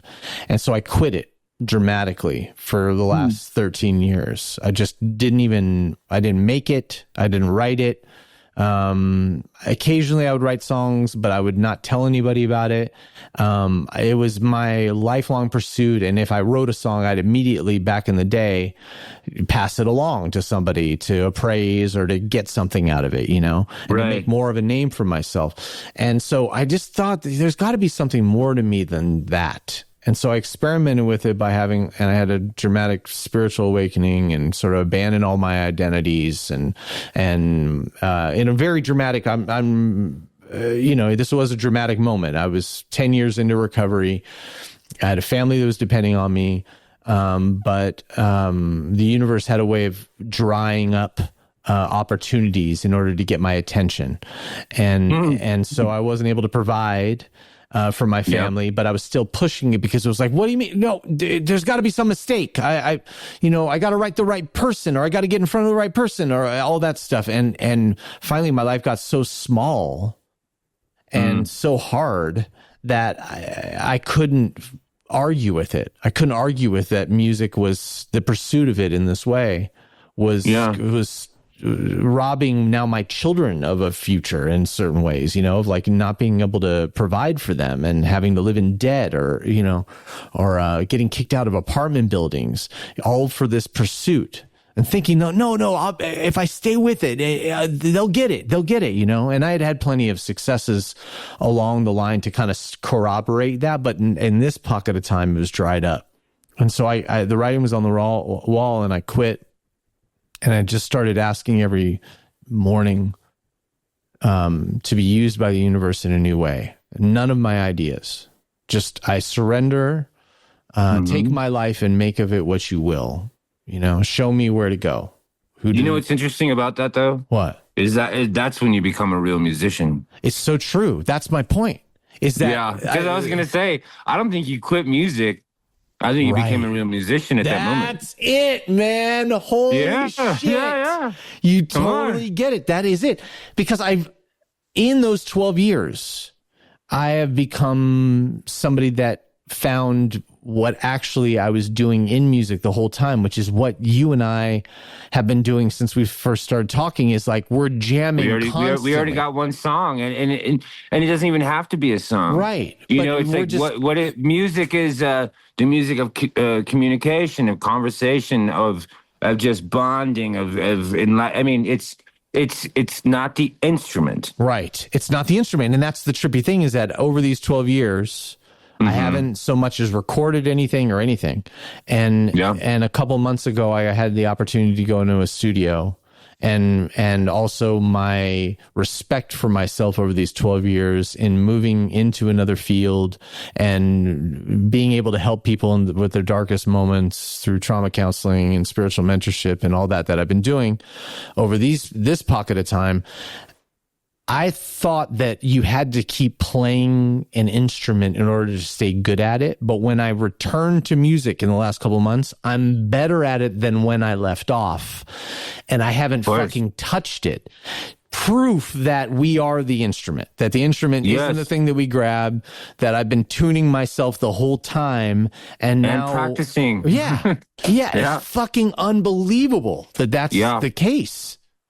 What a beautiful fucking self-acknowledgement. And me hearing that blew my fucking mind. And we both lived it. And the self-awareness of that, like, whoa, like my ribs, that's the piano keys, you know, like totally. My mouth is the trumpet. Yeah. You know, it's fucking true. And that's really, really inspiring. I feel, and the sun just rose. You know, nice, gorgeous, man. It's nice to explore some of these. You know, like Yogananda, Paramahansa Yogananda, the mystic from India who came to America in like 1920 and set up Self-Realization Fellowship. And was it the guy who he came to just be homeless, basically? Yeah. In the early 20s, he had nothing and he didn't even speak the language. Very cool. And like in 3 years, he was in the White House. He was the first person of color invited to the White House. I love that story. I love that story so much. Yeah, it's amazing. And he was somebody who, when he died, you know, like what you were talking about earlier on, maybe in the first 10 minutes of the conversation, where you're like, I think you were talking about Bukowski, but you were just talking about how, like, you know, he didn't die while he was doing the work and was like, and just croak. Yogananda knew that he was dying, even though his body looked healthy. And he started warning people a couple days before. And then he gave this huge speech at the Biltmore Hotel in LA in front of hundreds of people. Yeah. And then he dies at the high point of the speech after he thanks everyone and just tells about his life journey. He drops dead on stage, and then his body for 21 days afterwards, and it's like recorded in the coroner's logs of Los Angeles, that his body was in a state of immutability is the word. It didn't change. It didn't deteriorate. No smells had come out of the body that were funny. It looked like it was not changing. And so these potentials that exist within the human experience that we're not exploring. I mean, earlier on, you said the Bradley Cooper Limitless reference, which is like, I haven't seen the movie, but I get the concept that it's like somebody who all of a sudden has access to all 100% of his brain, but we're normally using the most like 8% or something like that, most people. Yeah. So that means there's 92% of our brain that we're not using. And what if we were? And what kind of human potentials are there to explore beyond the everyday and beyond what our parents showed us? I'm very interested in this, and this thing that we're talking about us being the instrument, and that you get better at music by not playing it, as long as you're tuning the instrument and going to the sources, like what John Coltrane described in some quote. He says, like, all a musician can do is get closer to the sources of nature. You know, and so he's in accordance with the natural laws or something like that. Right. You know, very real. I mean, I always, I mean, the simplified notion, actually King wrote this, and I mean, whatever you think of him, I mean, very fluid. Oh, because he had affairs? You mean Martin Luther King? No, Stephen King. Oh, Stephen King. Well, yeah. I mean, no matter how you feel about Martin Luther King Jr., I was like, what? Because of the affairs? I'm like, no. I'm like, I'm putting the wall up again. I know this sounds stupid, but no, he said that, you know, good reader or good authors are good readers. So it is like, I've always said that, like, if a kid says, like, how do I write a song? I go, don't. Go live. Wow. Go live. Fuck yeah. You know, you want to write a book, go fucking live. Don't sit and write a book, go live. Your life will write the book. Like, you need to go live. And that is, extraordinarily true. Like it's going to happen. Like if it's supposed to happen, and you go live honestly, or maybe even like a fucking deviant, like you need to go live. That is the words. Yeah. That is the song. Like, Yeah. you can't that and God will find you. Yeah. Yeah. It's almost so simple. It's a terribly vague advice for an artist. Let's make it more specific. How do I do it? No, yeah, exactly. I was just thinking that, and the flash image that I got when you said go live, immediately it took me to a moment yesterday where I was just taking out the trash. Yes. I was taking out the trash. I had thrown it out. You have to go outside, and we have one of these dumpsters out back, and so I'm threw it in the dumpster, and I'm walking back to my yard, and I look up, and there's these 2 palm trees. I've lived here for 8 years. These 2 palm trees are like friends of mine. They've been here through a lot of things. I've looked up to them for inspiration for a lot of things. And on this particular walk to the trash, I just looked up at them. The wind's blowing. It's kind of duskish, and I know that I'm alive. And I sit with that for a second, and I go like, this is it, man. This is going to run out. This is going to run out. You're going to be on a deathbed. Like this, you recognizing these trees and being here in this health of this body at this moment. That's how you live. That's when you talk about go live. It's like, it sounds like go adventure and go, like live, laugh, love and all that. No, it's really just. Yeah. We're not talking about van life. Right. Yeah. This is bigger. Way bigger. It's just that. It's recognizing that you're alive. Most of us aren't doing that while we're frustrated with this, that, and the other thing. We're not recognizing the very basic fundamental aliveness that's happening that allows us to what think. you just said is so beautiful, and it reminds me of I think he's in the Dharma. I almost said Initiative, not the show Lost, but the Dharma Punk Sting through Noah. Josh Corda is a dear friend of mine. Yeah, you would love him. Flowers all over his bald head, tattooed, and he lived in Manhattan, and he would ride his bike to Brooklyn to teach the class Wednesdays, 7:30. And I asked him, I said, why don't you, take a cab or whatever? Because he would always show up just like, hang his bike, and he looked rather stressed out. It's just a hard ride. I asked him, I go, why do you ride across that bridge like that? And he goes, because one day I won't be able to. Right. And that's what you're saying. Absolutely. There's somebody that Noah knows. His name was Curtis Washington. And Curtis was a guy who was a part of the refuge recovery rehab. He was like their admissions guy. And he was an old, he's like a coworker of mine and just an inspiration, a really amazing, fully tatted, beautiful human being who died on his motorcycle leaving refuge recovery. Yeah, and that is really a lot. Yeah, 2014. He was driving away from there. He'd just come off of a mindfulness retreat for 10 days, and he was like checking in at the refuge recovery headquarters. And it's almost like he was like, he's like, I'm gonna go now. Yeah, and it was kind of like that's how it feels for me right now. I don't know him, but yeah, it feels that way. But that's that thing that Josh was saying is like, I won't be able to someday. And Curtis, within that same family of people within refuge recovery and all that Dharma punk scene, exemplified that moment, Like he did a reenactment of the the prophecy. Fuck. Yeah. God, he's like, well, someone's got to do it. Right. No, seriously. He had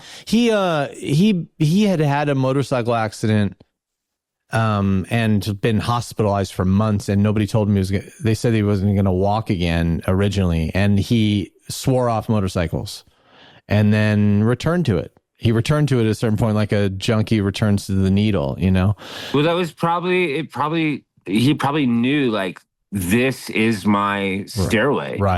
Right. He knew, like, this is the elevator to infinity. Like, he must have known. Otherwise, he wouldn't have gone. I believe that too. I believe that. And it's as romantic of a notion as it is, and how much it colorizes it is like sort of, Well, I mean, we work in romance. We have to stay there. Yeah, totally. I agree. Let's talk about the romance, actually. Let's talk about You're in My Romance for a second. Sure. Let's talk about the song that I'm going to say we wrote now. Yeah. Can you talk about the lyrics?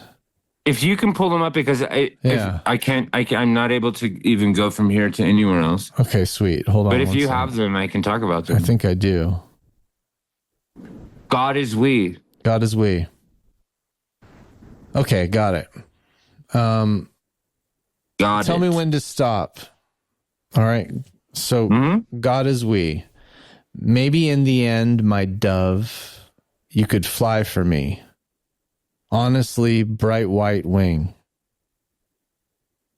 Yeah, stop there. Okay. I would say,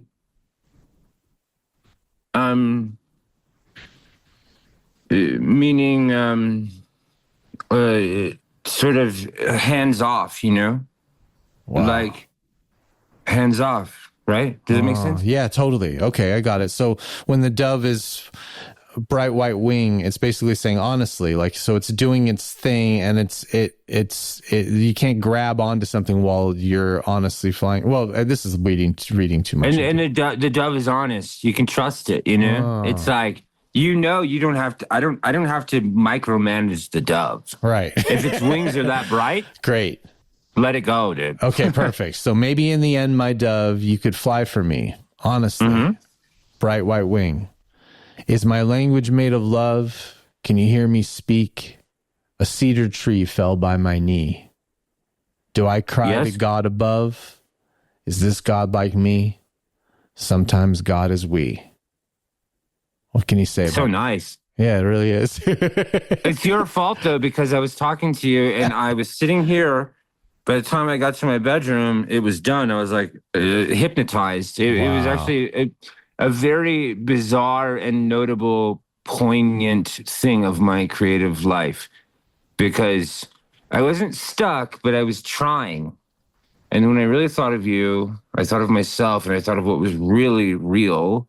I got up and I walked, and it just came out. And that's very, again, a vague advice for like a young kid. How do I write songs? I'm like, well, you just wait for God to shoot a lightning bolt through your head. He's like, oh, who's God? What's a lightning bolt? It's annoying. But it is kind of like your advice might be, maybe, if I could synthesize this into words, would be like, be enraptured by things. Yes. Get so involved that you're with things, that you're romantically involved with them, and the words find you. Like, get involved at that level in things, be passionate about things. And of course, passion is not a no-no, but it's something also to watch, because we get our hooks into our passions and we don't detach. So I guess, how do you sustainably, in talking about the creative process, how do you get enraptured by things and know when it's time to move on? Well, it'd be like if I was in bed with God and he had his back to me and I gave him a back rub because I loved him. And then I turn over because I'm sleepy and my hands are sore. And then God rubs me back. So it's capitalism. Yes. Dude, it's tit for tat. It's tit for tat. I'm not out here giving free back rubs. No, but it's interesting. It's like, almost like, let's say, you know, with you yesterday, there was a couple other musical things that were popping up that were happening. And I said to my friend, I said, well, I gave. And I said, well, God is giving back now. I had done just work and sense of honoring the art and really believing in it and really giving forth, and it does return. Like, the back rub will come to you, and it's like, you know, even in a sense of, you know, talking about in the song, it's like the dove, just the Puritan, and just like, am I like you? Can I be like you? Who are you? And then, am I God? And just these questions. But to simply ask these questions is such a sacred and religious action, you know, and Yeah, and to be able to do it through a thing that can be processed. So I can have this insane internal dialogue, me basically playing fucking ping pong with a God who's not in a wheelchair. You know, maybe he is. I don't know. Probably. You know, right now he's like, I'm so tired. But like, if I can do that dance with God and then it goes to you and you love it, then we're doing a dance with God. Yeah. Someone else hears it, there's their dance too. I mean, not to sound like the shittiest page of Be Here Now, like page 98, but like. So it's like know when to give up your dancing partner. Also, like know when it's time, like to fucking do-si-do and. Well, what did you say? You said, "What if you were supposed to stand against the wall at the prom?" Right. Bingo. I'll listen. All right, so I'll finish the song. Can we sing of honeybee? Even feathers need a leash, flying safely from the sweet. Talk about that. It means like even like the grandiose, the flying, there needs an anchor, you know. And they need mother, because I think I go to the cheek. It's like it's bold and brazen and is like, you know, God adventurous as we could be. It's like you need that back rub, you need that kiss on the cheek. It's like I need to watch, you know, terrible television and eat a Hot Pocket. You know, I am not a disciple. Like it's like you can go fly, but you need this. I mean, that's what I meant. And I think it all just kind of circles. It's like God, comfort, normalcy, God, comfort, normal. It's, which is, again, a very vague song. And to be honest with you, I've never in real time broken down lyrics of mine. So I'm kind of like, oh shit. It's another one of those things where it's like, yeah, I'm like, how dare you? Yeah. Yeah. Well, to get through it, the mother's beak, kiss on the cheek, and that was what you were just referring to. Yes. Crucified in summer heat, tumbleweed, tumble me, to the dove and God above. Sometimes God is we. That's just completion, acceptance. Just meaning all the shit I said before. It's like you are just God. Nice. That's it, right? You know, like I have I could show you. I have an unpublished Jack Kerouac piece, and he said, "I am God as you are God to me." He says that flippantly, and I was like, "What?" You know, yeah. So getting after that, and I think I've been noticing more. Actually, a very sweet lady. She was talking to me about my art, and she said, you were consistently talking about an evidence of God, how you are not God, but yet you are, but I am. Like dancing with that is been such a heavy and weird like weight, but also weightless. Like it's a consistent paradox. Yeah. It's like, yes, all I know is that I don't know nothing. Like I feel the pain of everyone and then I feel nothing. Yeah. It's the most religious thing. I always wanted to tattoo on my knuckles. The most religious thing I could ever say is don't know. That's it, man. Fuck. Right. Yeah. I know. What a drag, man. What a drag. Yeah. God, man, I could talk to you for hours. I want to talk about, you're about to be on TV. Yes, sir. Yeah. Norman Reedus narrated the Jack Kerouac documentary that has not been put out because I'm stalling it out of anxiousness, but it will come out. Wow. Just have to do some push-ups and go to therapy or something. It'll come out, but Norman came through New Mexico with a Zon from Dark Winds and TV show, and he wanted to visit me. And it's September 14th. Wow. And it's just us three walking around and showing him stuff. And holy shit. very, very, it was weird. I had an earpiece in, and it was weird to live in that world, but it's a doc then? What is it? It's just a TV show, like a AMC TV show, where it's called Ride. He goes from town to town. He stops and meets people in the town that are, something to him. Yeah. So the first episode going to be my ass just on TV with Norman Reedus. It's very bizarre. Wow. But I've realized one of my problem areas is that, to me, this feels so normal now. Yeah. And that, you're normal, yeah. Like it's all normal. And it's because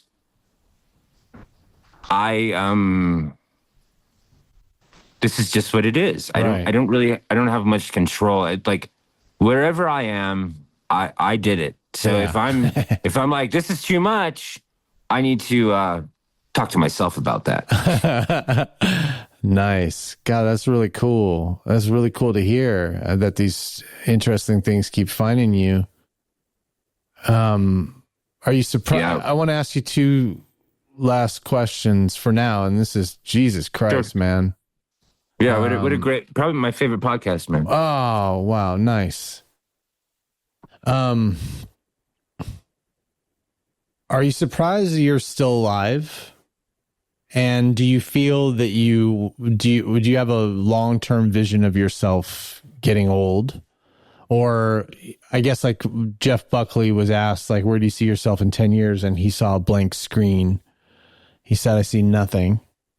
Are you surprised that you made it this far? And then do you think, unfortunately, you're going to be here a while? No, what a really, really beautiful and dark question. And Jeff's answer, that's probably what you would see in a murky river. Yeah. Not to be disgusting, but he fucking nailed that one. He also died in a murky river.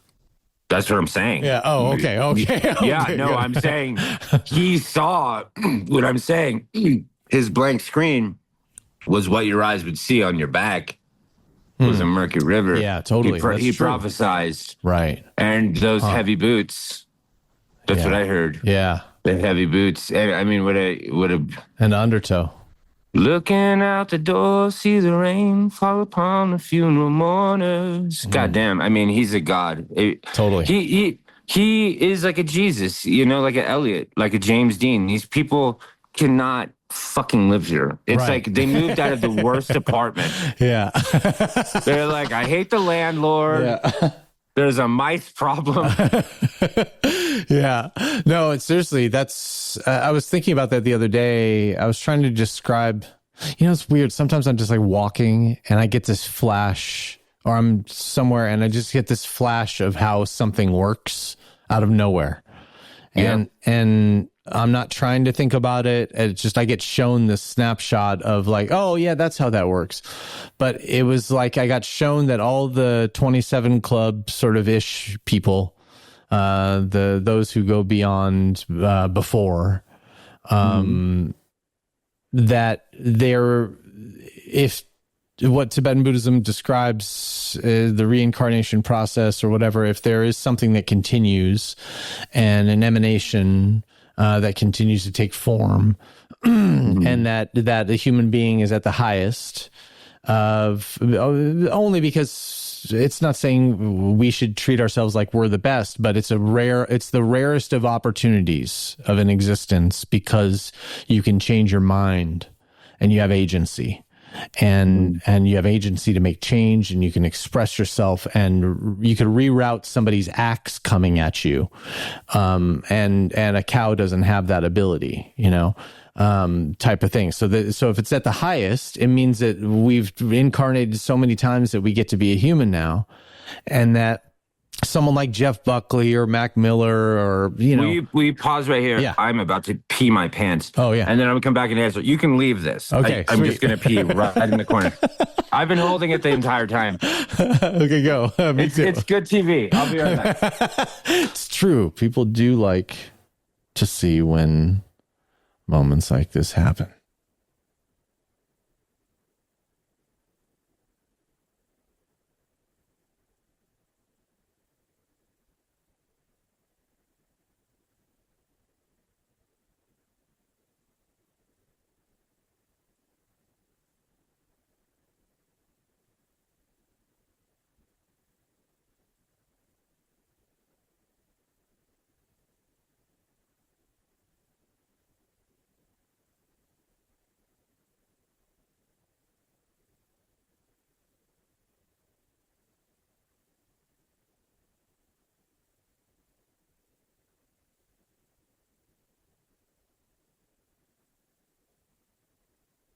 Okay. I'm sorry. No, it's perfect. So the people who expire and who saturate themselves in drugs and alcohol and sort of addictions and all that, who are just these brilliant lights like Jeff and like Elliott, those who go on and die, I got this snapshot that they've done this so many times that being born into the newness of a body with all of that ability is just off-putting the rest of their lives. Like, they have to do something about it. They have to like numb themselves to calm themselves down from the endless hearing music, like Elliott Smith's orchestrations and his intricate parts and all this stuff, how it would arrive in his mind, that can, the haunting side of that is that it doesn't leave you alone. And I've experienced this in I have a mind that gives me songs and gives me full orchestrations of things. And it's like, on one hand, you're touching into the world of those that you admire, and you're like, wow, am I one of those Lost Tribe members? And then at the same time, it's just a thing that you can't shut off. And so you're hearing it before you go to bed, and you're hearing it all the time, and you're just haunted by it. And not only that, but the newness of a body, that combination of things is why they took the drugs, and why inevitably the drugs took them, is because of their pursuit in trying to find a balance between the creative antenna receiving that they're getting from the universe and the newness of a body that kills them.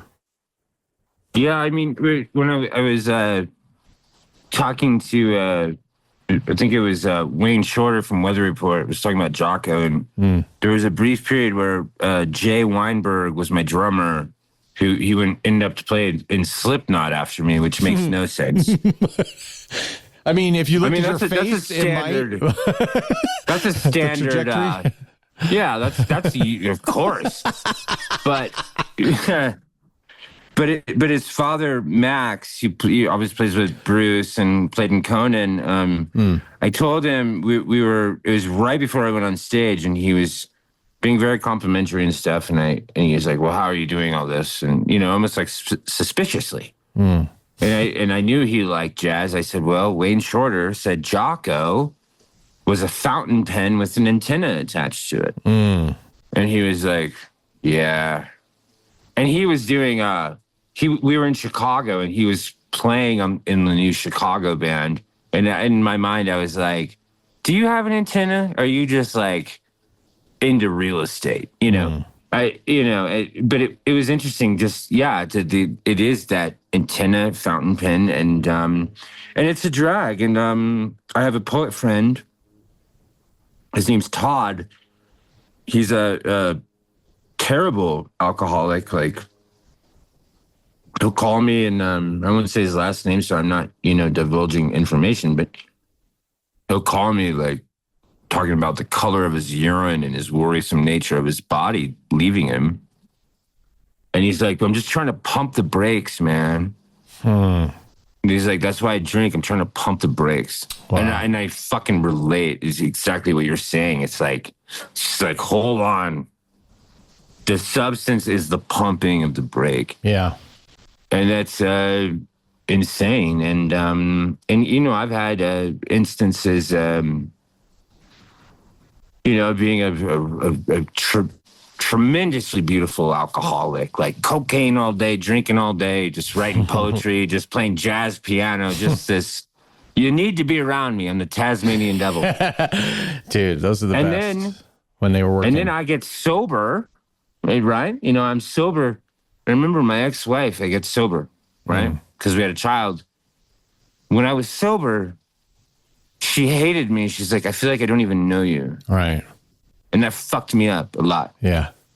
Because it was like, well, you just liked that hologram of pain and me dealing with being alive. And then now when I'm really open and like a fucking filleted fucking heart, you're like, I'm bored. I'm not calling her out. Yeah. Name. That was how you felt. But isn't that interesting though? Yeah. Interesting. And depressing. Yeah. No, totally. We'll see y'all later. Yeah. No, people's prior associations with us, whenever they fall in love with us, there's a freeze frame of the elements that went into them falling in love with that person. And if that changes or is threatened, no matter if it's positive or negative, we can't really say what attracted them to those things to begin with. It's like a lifetime of accumulation of moments that made us attractive to them in that moment and want to build something with. And if you change, I mean, it's getting sober in a couple. Usually it's very difficult for the couple to stay together if one person gets sober in the thing. Who was the problem person? But they change so much. Their ways of acclimating to difficulty and going through even intimacy is so different, it's an about face for some people. When I was doing that, it was, I won't say his name, but a major, major rock star, like so big that you would laugh. Huh. And I was scared to even know him. And we got sober at the same time because there was a little group of us where it's all just private group. And I was like, I'm scared of her. I go, I'm having these amazing erections, but I'm afraid. And then he goes, I feel like I'm in high school again. He's like, I look at a naked body. He's like he became a child again. Yeah. And so did I, because you're like drunk, you're the rock star, you're drunk, you're having sex, and you're the power. And then you're sober, and then you see your loved one naked, and you're a virgin. Yeah, right. And we discussed that, and it's like, what the fuck do we do? And it's like, do we start drinking again? How do we regain the power? And then what I did is I just jogged 6 miles a day. And then that became problematic because I started to get mean about my jogging. I'm like, I can't go to dinner. I got to jog. Right. I'm just running all day. Yeah.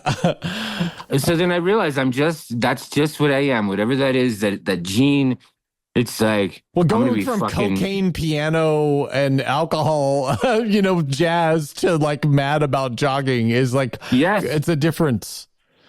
Yeah, but but I swear to God, when I was jogging, I was listening to like giant steps. I'm like, and in my mind, I'm like, am I worse now? All right. That was beautiful, man. That was beautiful. And by the way, do you think I should share the song in the episode? You got it. Yeah. Yeah. I mean that recording. Oh, please, mean? Yeah, please. If you think it sounds good, I think it does. Yeah, I'll weave it in. Last in question. This is a very vulnerable question. Probably in a sea now of vulnerable questions. This one I want to kind of end on because it's like my mind predicts that it's like, no, it's been so great. Don't go to this awkward thing and makes him be vulnerable in this last minute. But I think that there's going to be something good here. And this is what I'm going to start asking people. I decided as my question, who are you most proud of that follows you on Instagram? Who are you most proud to have gotten the attention of and to where they want to look into your life and follow what you're doing? I would say you, but you don't follow me.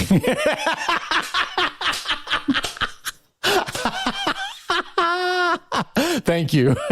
That's it, bro. That's it. Final answer. No way. You don't get out that easy. All right. My friend Chris Bauer. He's from The Wire. Really beautiful actor. If you Google him, you'll know him. Yeah. And he just right before you called, he sent me. He read a piece out of my book for the intro to my new record, and it's him. It's Chris Bauer, because that fucking guy. He told me that artwork, what we're doing, he said he calls it a circle. He said acting, music, communication. He goes, it's a circle. It's a boomerang. You throw, it comes back. And he's probably the smartest person I know and the kindest. And when you see him on screen, he can transform anything into anybody.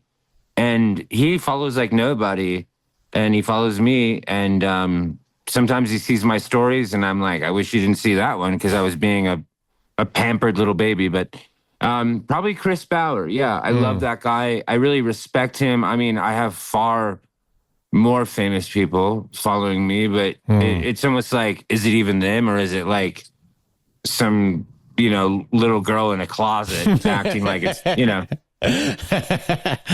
No, that's yeah, perfect answer. I'd say you or Chris Bauer, but you only follow 8 people. That's incredible. And it's like 2 of them are my children. It's like my children, my partner, my partner's brother, who has filmed a lot of the episodes that end up on YouTube, my mother, and my 2 brothers, and that's it. That's you just gave it all away, though. Now everyone knows how to find your entire world. Like, what's that guy about? Well, that's why it's the number 8. This is his whole world. It's infinite. It's my entire world. That's it. I've decided that I'm not.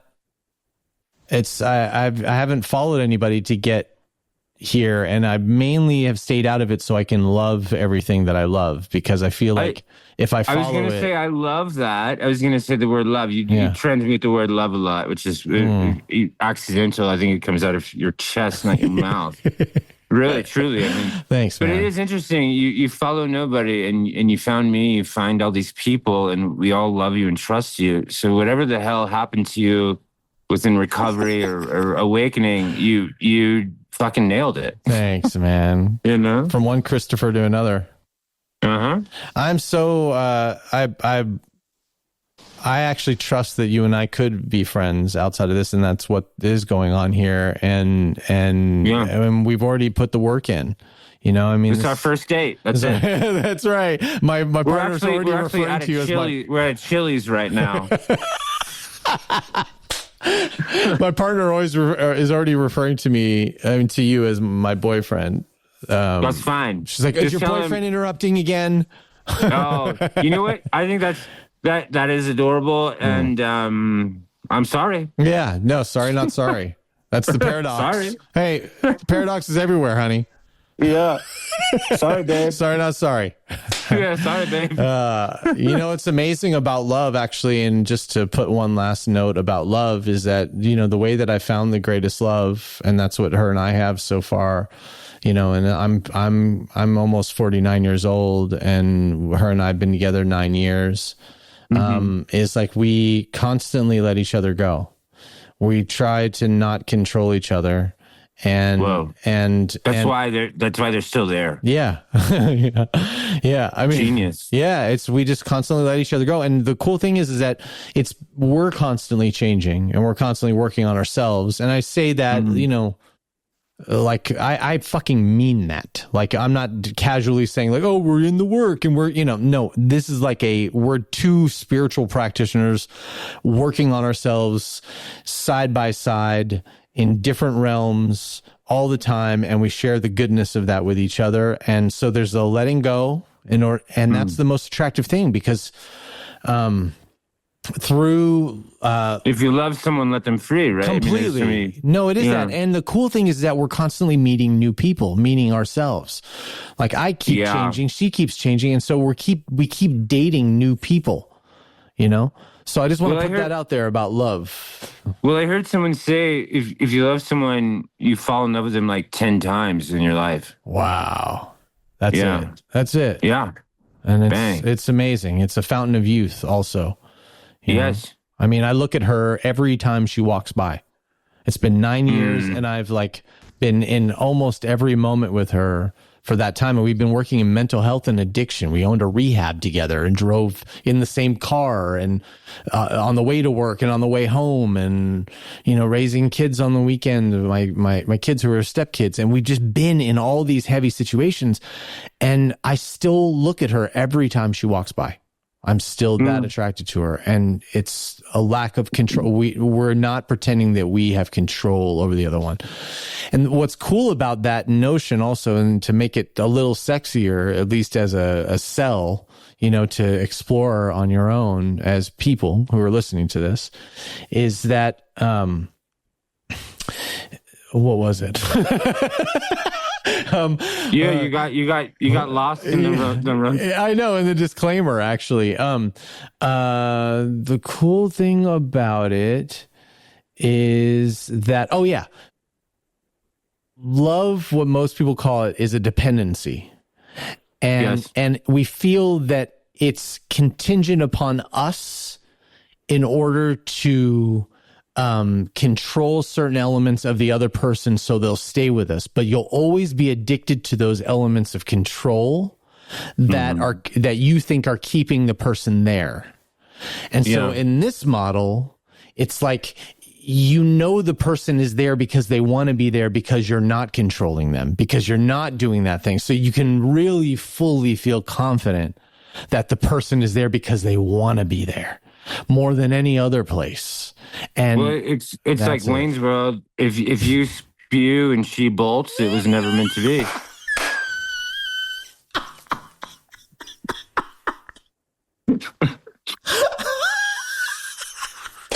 I love that you know that. That's it. I'd love to end it on that joke, but I will end it. I will end it on this. The last thing I'll say, because I have to end things depressing because of my brand. Yeah. But when you talk about the 9-year walk by and still looking, remember when I was getting divorced? She's like, "Why do you even fucking love me?" And I said, "Well," and I was being genuine. I go, "Because when you're in the morning, when you make coffee and you're barefoot and you're putting the coffee and your right heel rises." Right. She was like, "What?" I was like, "Yeah, you wouldn't know that. You wouldn't know that I saw that every time." Wow. That's fucking, that makes me want to cry. Dude, well, good night, everybody. Yeah. Hey, Chris, man, I love you so much. I love you too, man. What an honor. What a great podcast and just friendship, whatever. And I'm excited. Me we too. did good. Me too. Yeah, Part one. Part one.